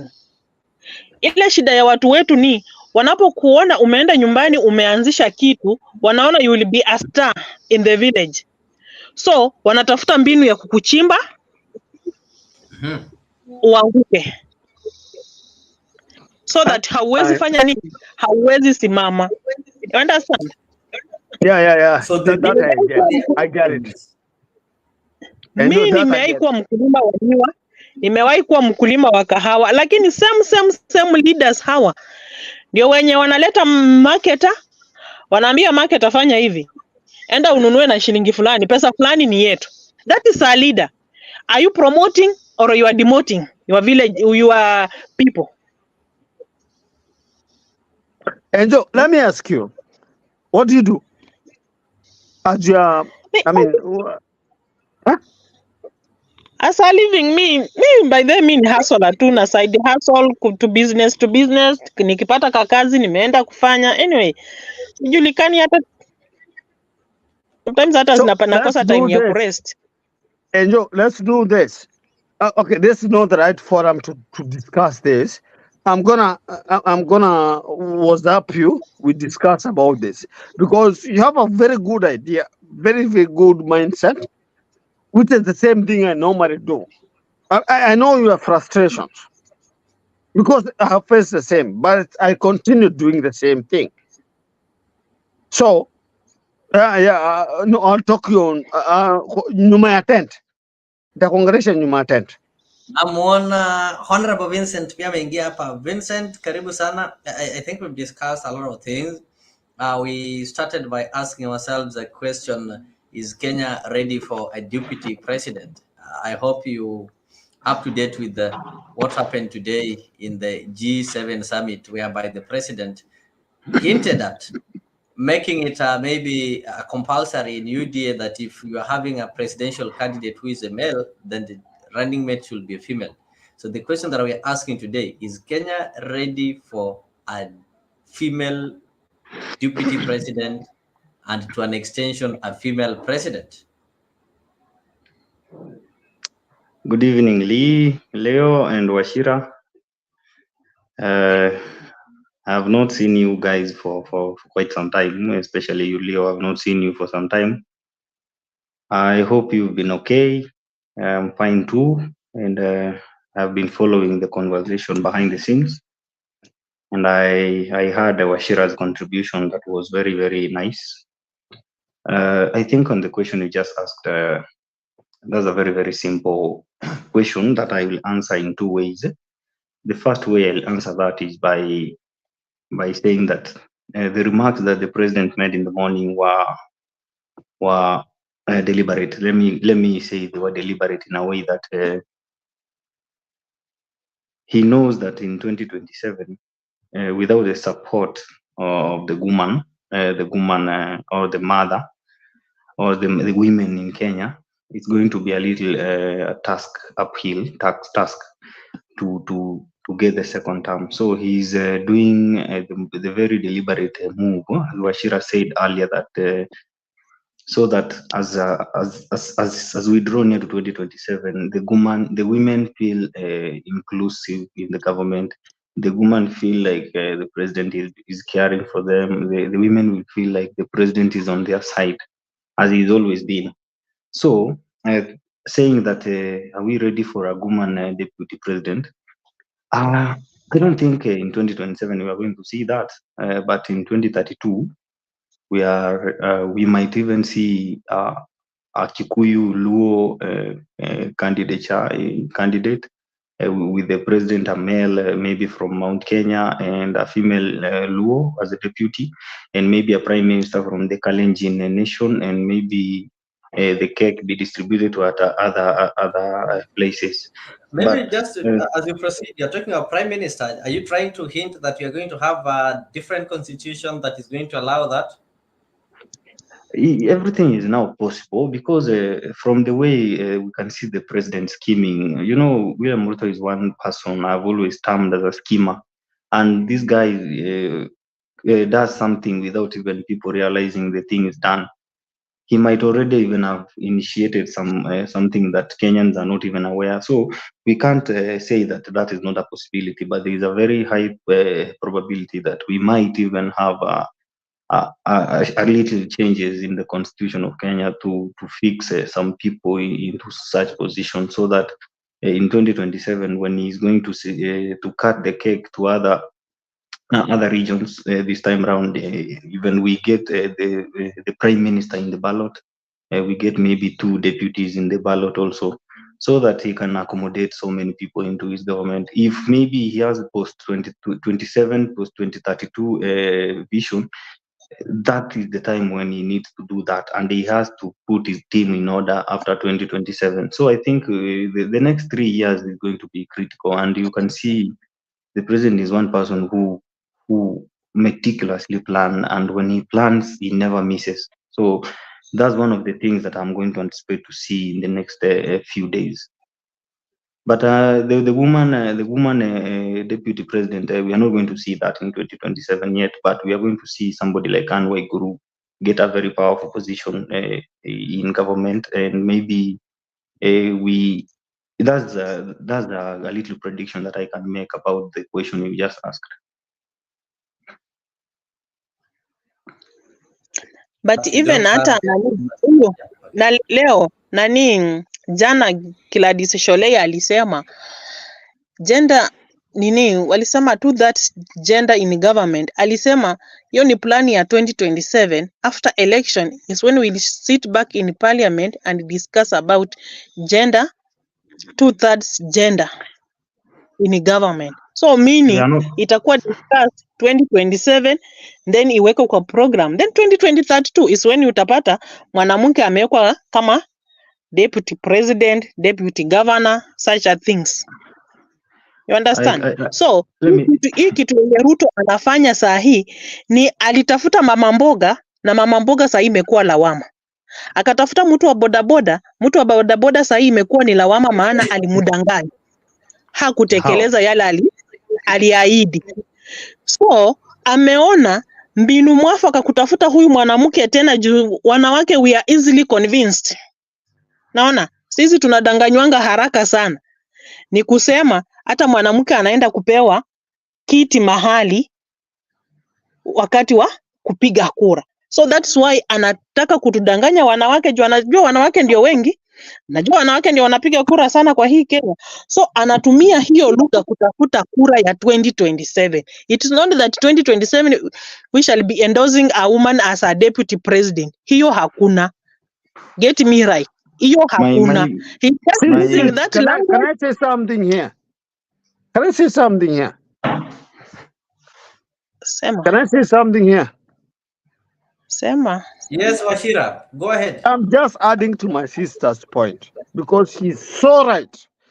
Ruto and moderator, remember we spoke about this before the forum got the whole participants, right?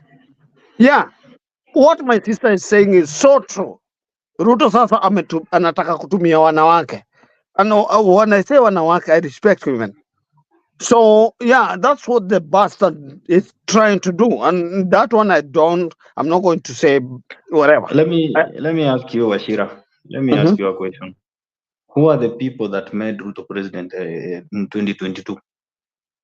Women. Yeah. So how is he going to use them again? Because they voted for him.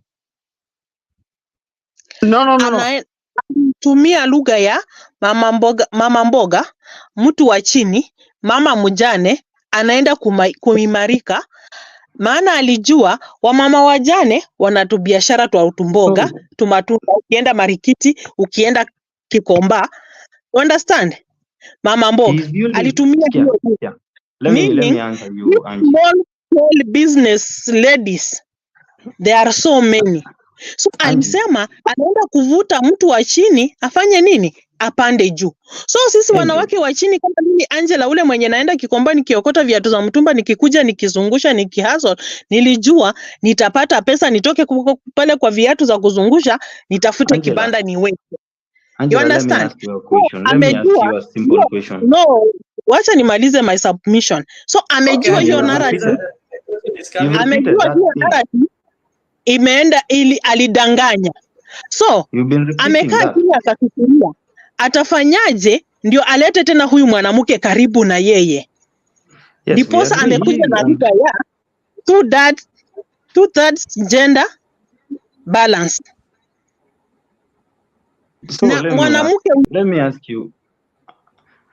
So let me ask you, Angela, and respectfully, I don't like when someone just throws words so that they can stick around and maybe go unopposed. I don't normally subscribe to people who just spew words because they feel like they are right more than others. What is it that Mama Mboga wanted that Ruto has not done to them? Because if, for example, I can give you examples. The promise he made during campaigns is, I will build markets. I will build modern markets for the Mama Mboga to sell their products. He promised Mama Mboga that I will give you cheap credit. You know, you can't give everyone credit like a bank. You can't just hoard loans everywhere as if it's his money that he's going to give out. He must strategically plan how to give these Mama Mbogas money. He also promised to organize Mama Mboga into chamas so that he can empower them in his personal stature as president and as William Ruto.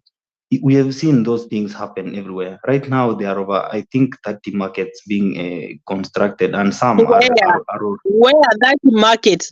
The only person in Najua amejenga soko. Listening is a good thing. Listening. Give someone time. In Nairobi, even Sakaja promised us kutujengea masoko. You brought us a liar here, and I'm not going to entertain this anymore. There's another liar who has been brought here. No, get the hell out of here. Listen, I'm the one who is now talking. I'll play for you these guys. These are the promises. This guy should go to hell. William Samoei Ruto, on behalf of Kenya Kwanza Alliance, do hereby commit to actualize the two-third gender principle. Oh, fuck yes, sir. And to put in place mechanisms within the first 3 months of the Kenya Alliance government and ensure that this two-third gender principle is actualized immediately. The mechanism is in place, and that it doesn't have to wait until the next general election. On leadership again, I commit on behalf of Kenya Kwanza Alliance that we shall allocate 50% of all cabinet positions to the women of Kenya. Additionally, I commit that we will ensure that the Public Service Commission, in all its recruitment, and all government agencies, commissions, parastatals, and other government agencies shall strictly observe the two-third gender rule.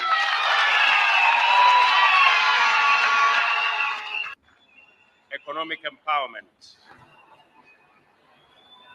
I, William Samoei Ruto, on behalf of Kenya Kwanza Alliance, do hereby commit that 50% of the 50 billion Hustler Fund shall be ring-fenced towards women-owned enterprises. I also commit to actualize access to government procurement opportunities by ensuring that women-owned enterprises will automatically qualify for the LPO financing through the Hustler Fund without any other conditions.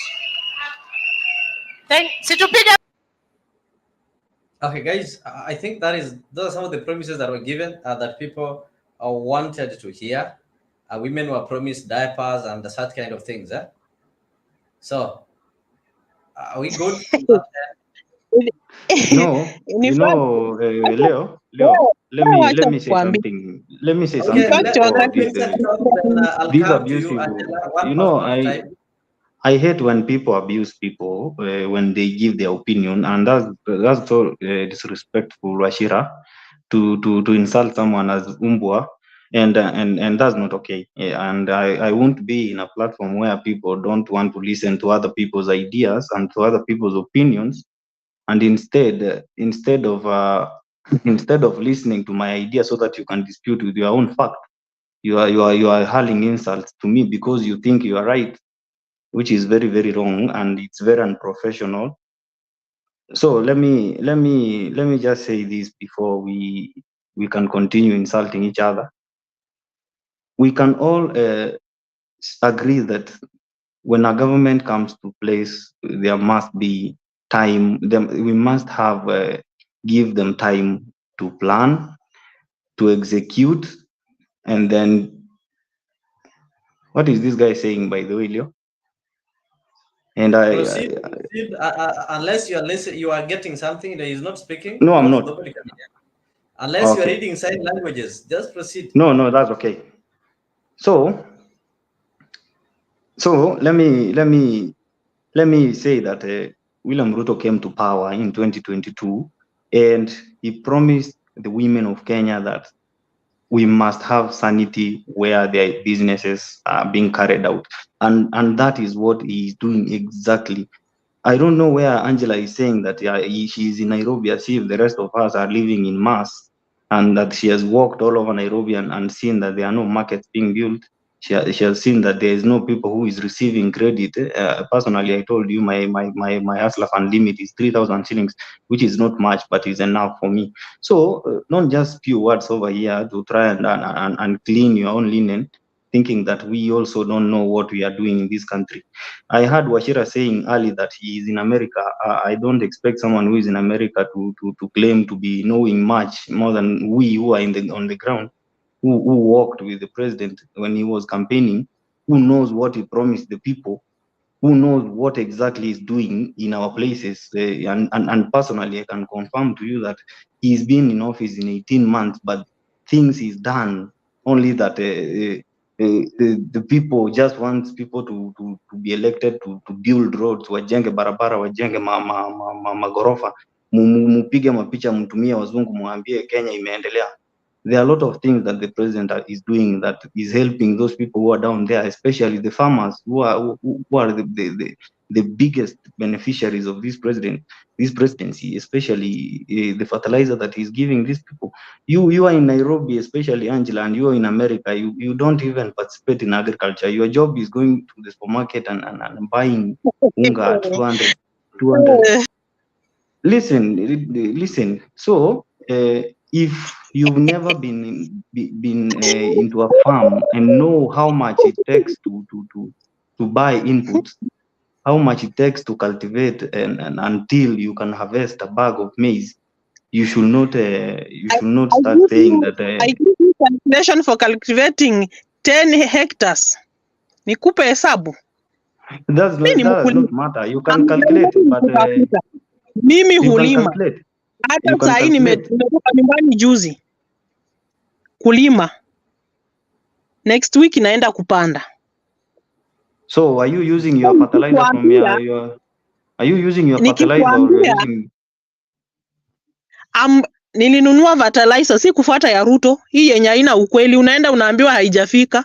For how long will I be spending 400 daily just going for a fertilizer of 3,000, and yet when I just do my small mathematician, hiyo 400 nikiongeza kwa hiyo 3,000 nanunua fertilizer pale without You elected with no Akwak for a member of parliament. If you elected Akwak as a member of parliament and you elected Akwak as a governor, you should not blame the president. So you guys are the people. The president. Mbolea haijafika. How do you expect that governor kulipa mbolea yenye hajapewa, yenye haijamfikia? Which is your place? My dear, wacha nikwambie, unajua shida yako ni unataka kumpaka Ruto mafuta aonekane. No, I'm not.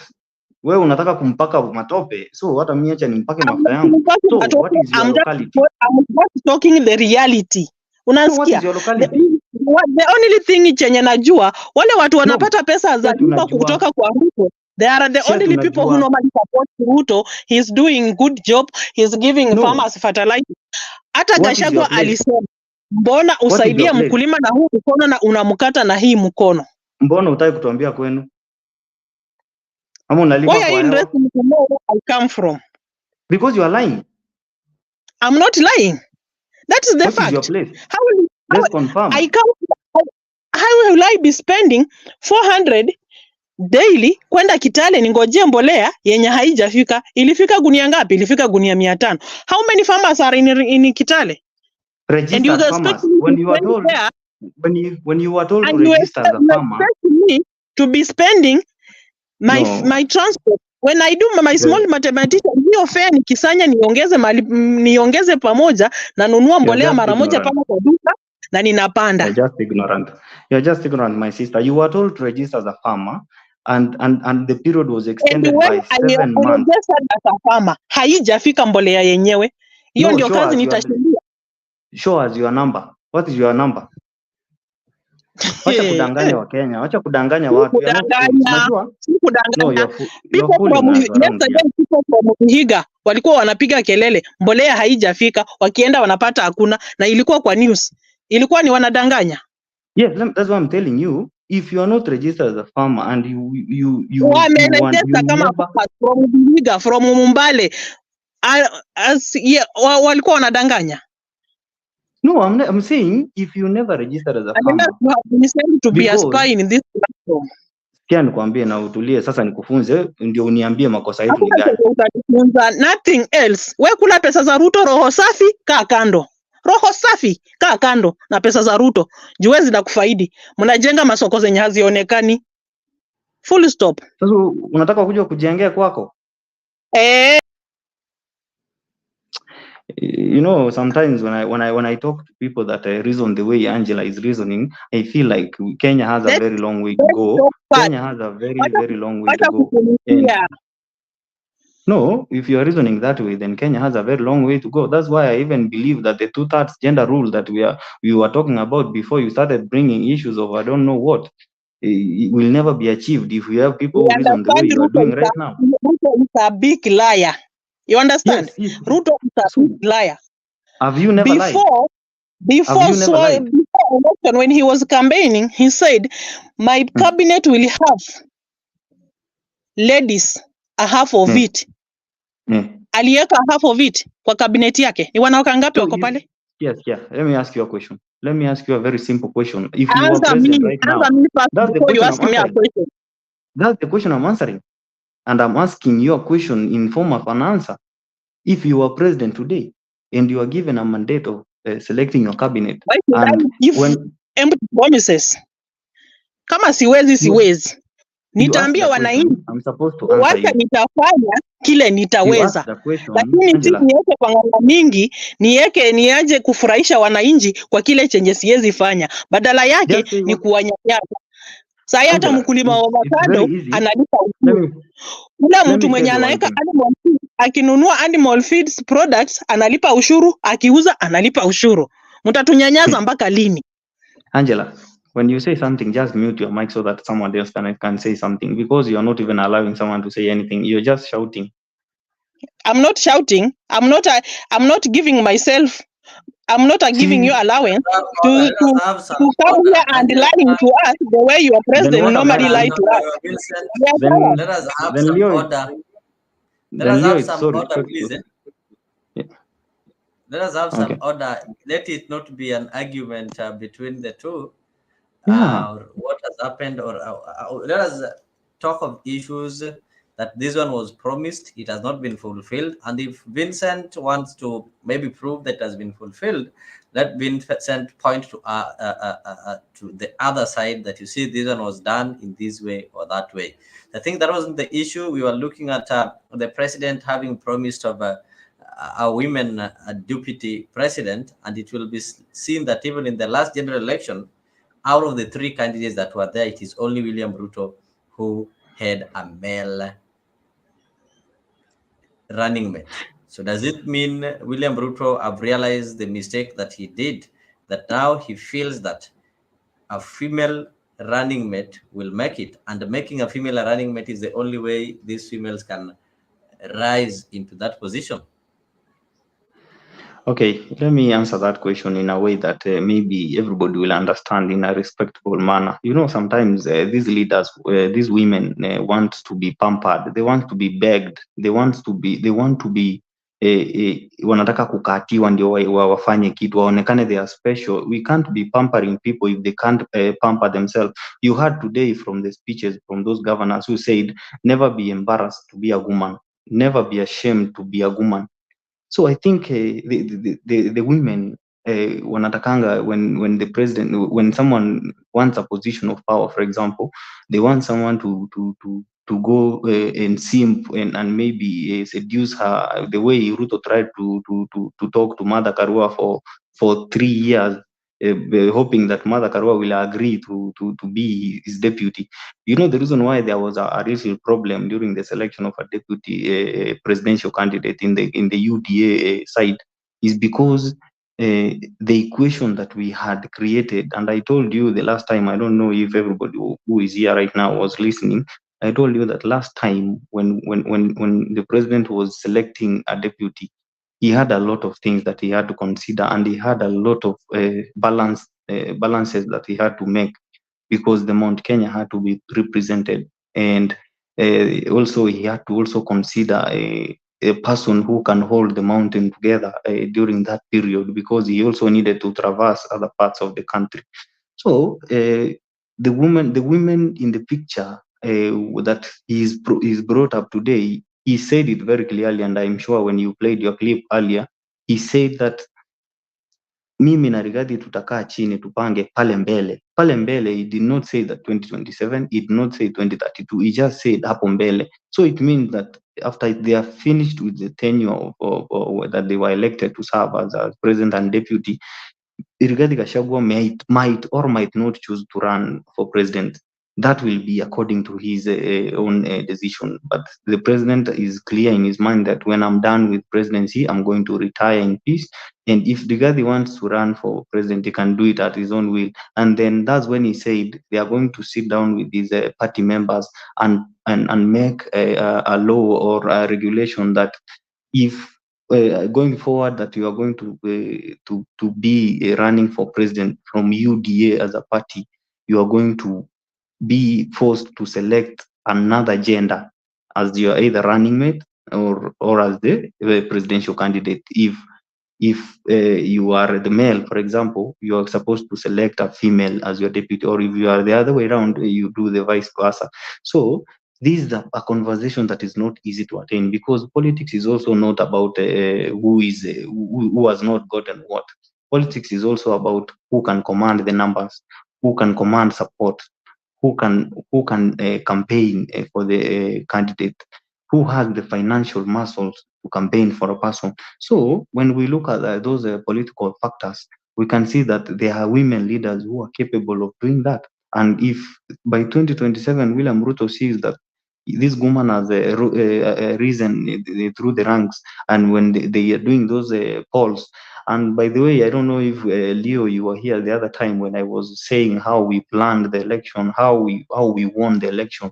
I said how many hours that was spent to plan meticulously from the campaigning to the execution and now to the seat of presidency. I told you guys how we spent a lot of time to even safeguard our votes. So when I say that even when we are going to select the deputy, maybe in 2027, if need be, we are going to also use the same method of going to the people and counting the opinions of the people, so that if you are going with the candidate of deputy president as maybe, let's use Anne Waiguru as an example, and for argument's sake, if you are going to use Anne Waiguru, we have to also test the ground in Mount Kenya. Is the mountain comfortable with her candidature? Is the mountain behind her? Is the mountain behind Rigathi Gachagua? So that's how the president is going to do. And when I tell you that whenever you are running for a political position like presidency, you have to know what you want and you have to prepare in advance. That's why the president is preparing for 2027 in advance. He is preparing the team that is going to execute the presidency. I think the other side is busy doing nothing, and they will come that time and start saying that the election is being stolen again. They'll say that William Ruto has rigged some members of parliament in. William Ruto has already planned who is going to replace which member of parliament that is not performing, that is not doing the work that was elected to do. He's going to make sure that the next term he is going to have a majority that does not need him to talk to other parties to give him. Are you trying to imply that William Ruto is the one who is going to elect for people, because you're saying he's identified the people who are going to replace?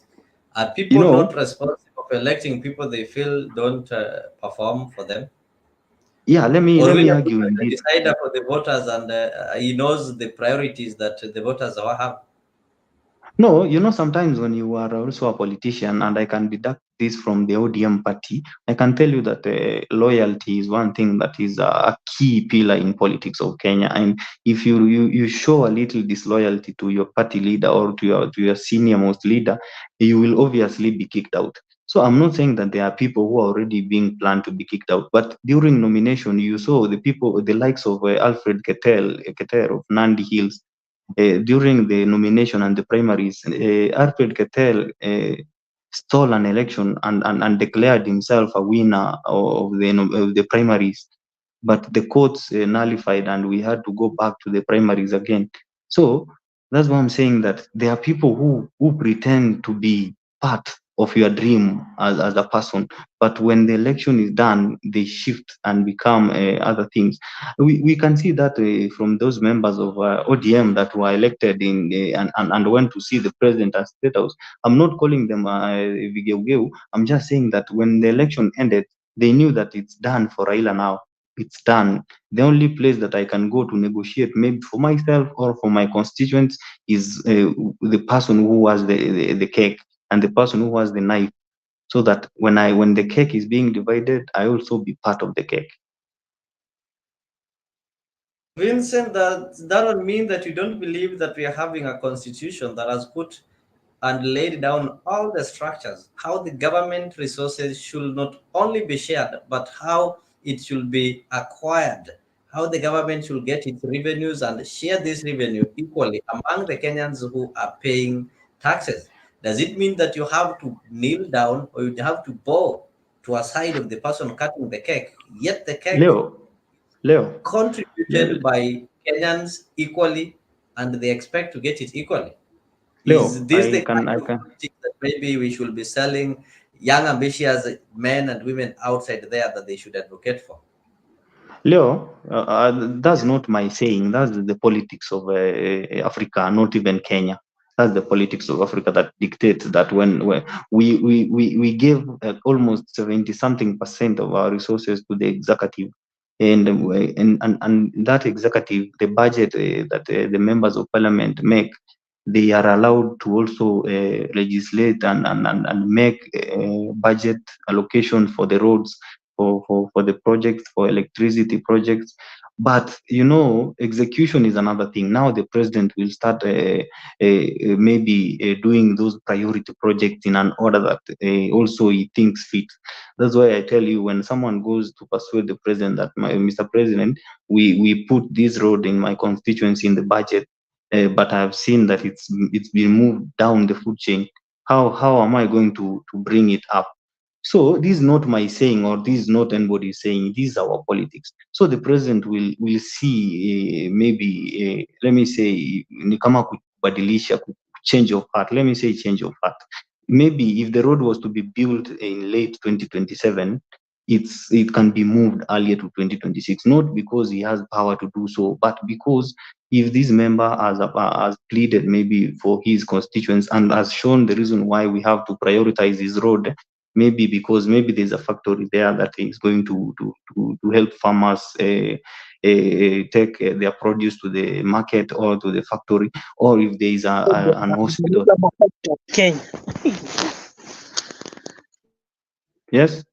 So what I'm trying to say is that the president has the cake, and this cake is the one who distributes it with the assistance of the members of parliament. So I'm not saying that the president is the only one who has the power to cut the cake, but when the cake is being cut by the members of parliament, and we know the majority will always have their way and the minority will have their say.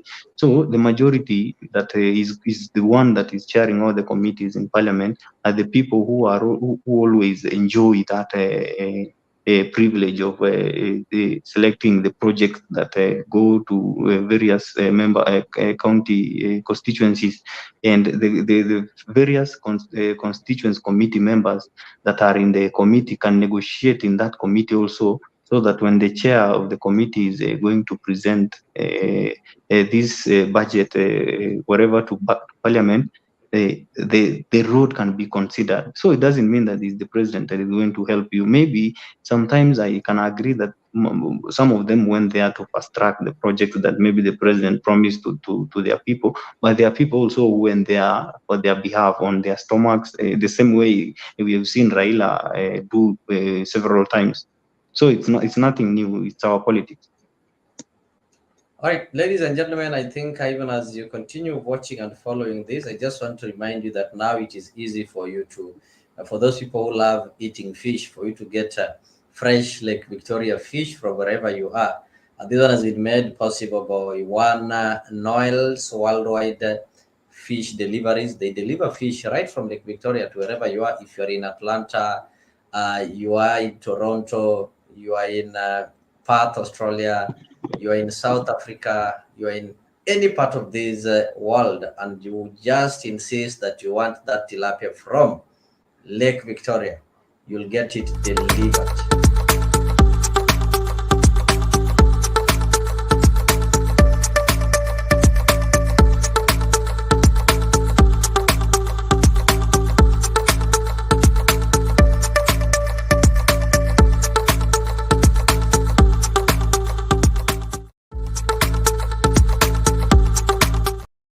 So don't forget to order your fish.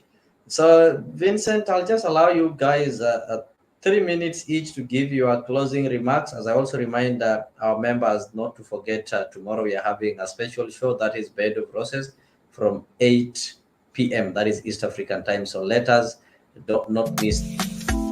Join us every Friday from 8 p.m. to 9 p.m. for a captivating journey into the world of love, relationships, and romance, presented by the dynamic trio Maggie Knox, MC Jesse, and Annie Waweru. Bed of Roses promises to be your weekly dose of heartwarming stories, insightful discussions, and expert advice on matters of the heart.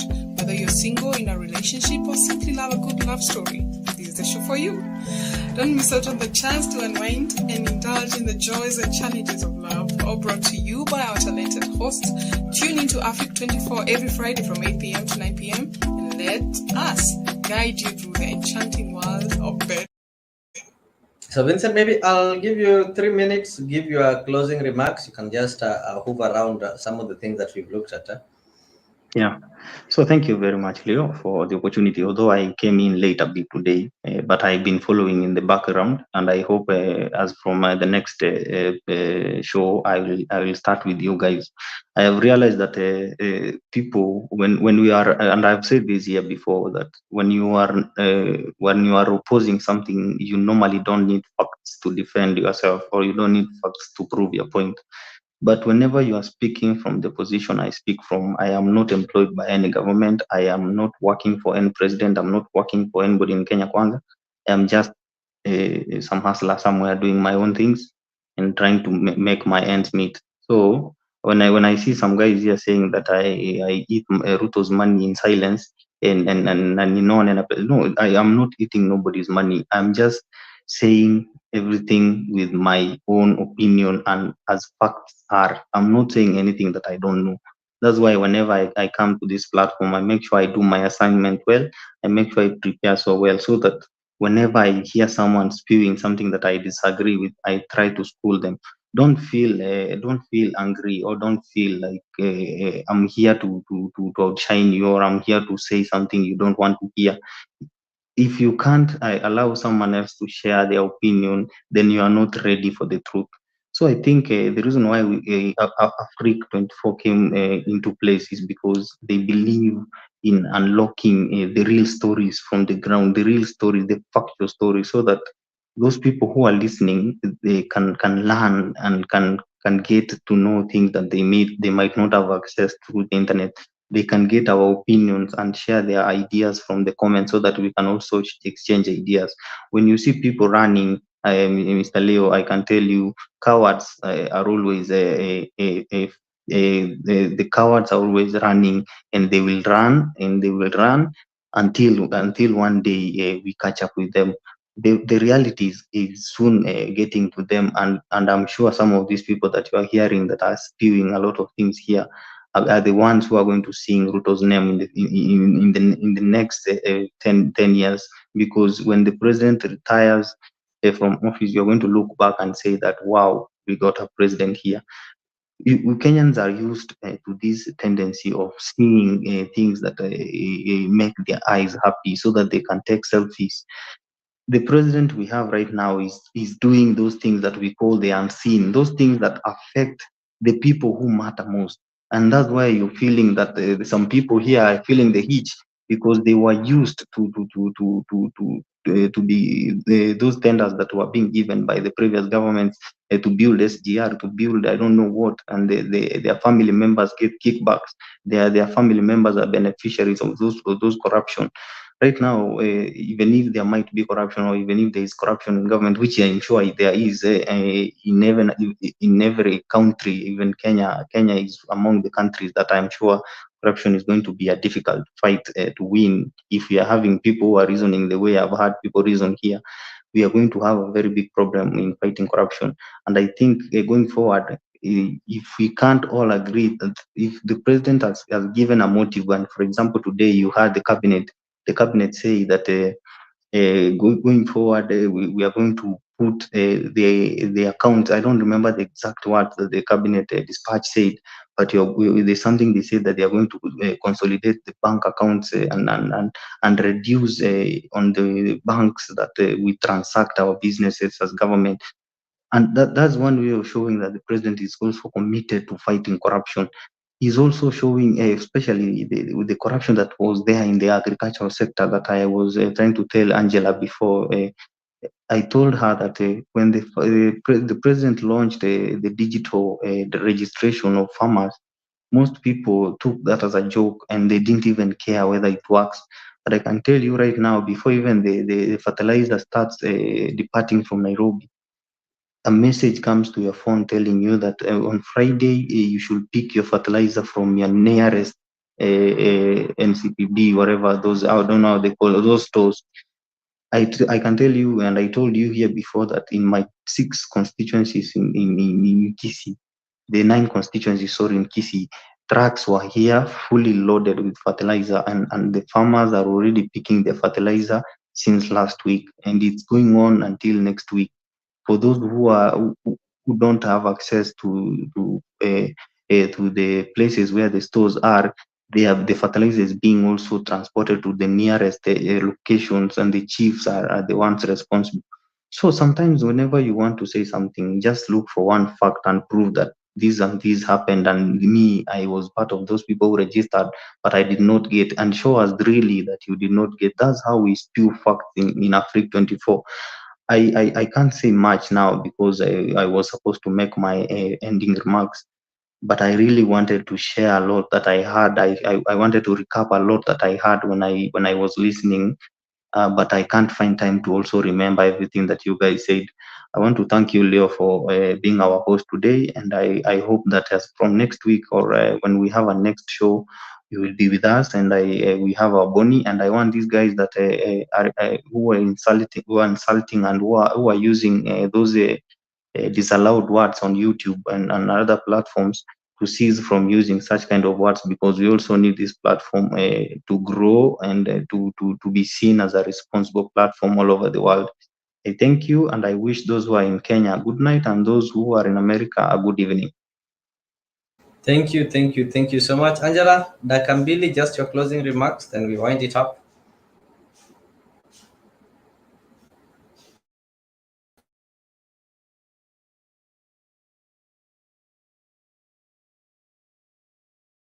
Angela, can you hear me? She's muted, I think. Let me see if I can help her. All right. Maybe she's having some a problem with the connecting. Meanwhile, from this end, I just want to say thank you for the ones who tuned in. And of course, tomorrow we are going to have a session. That is after the Bedo process. We are going to have a political section. So ensure you save the date so that you don't miss on this. And that was today's open political show. So I wish you a good night for the ones who are sleeping, the ones who are waking up, good morning, and the ones who are going to have taken their lunch, good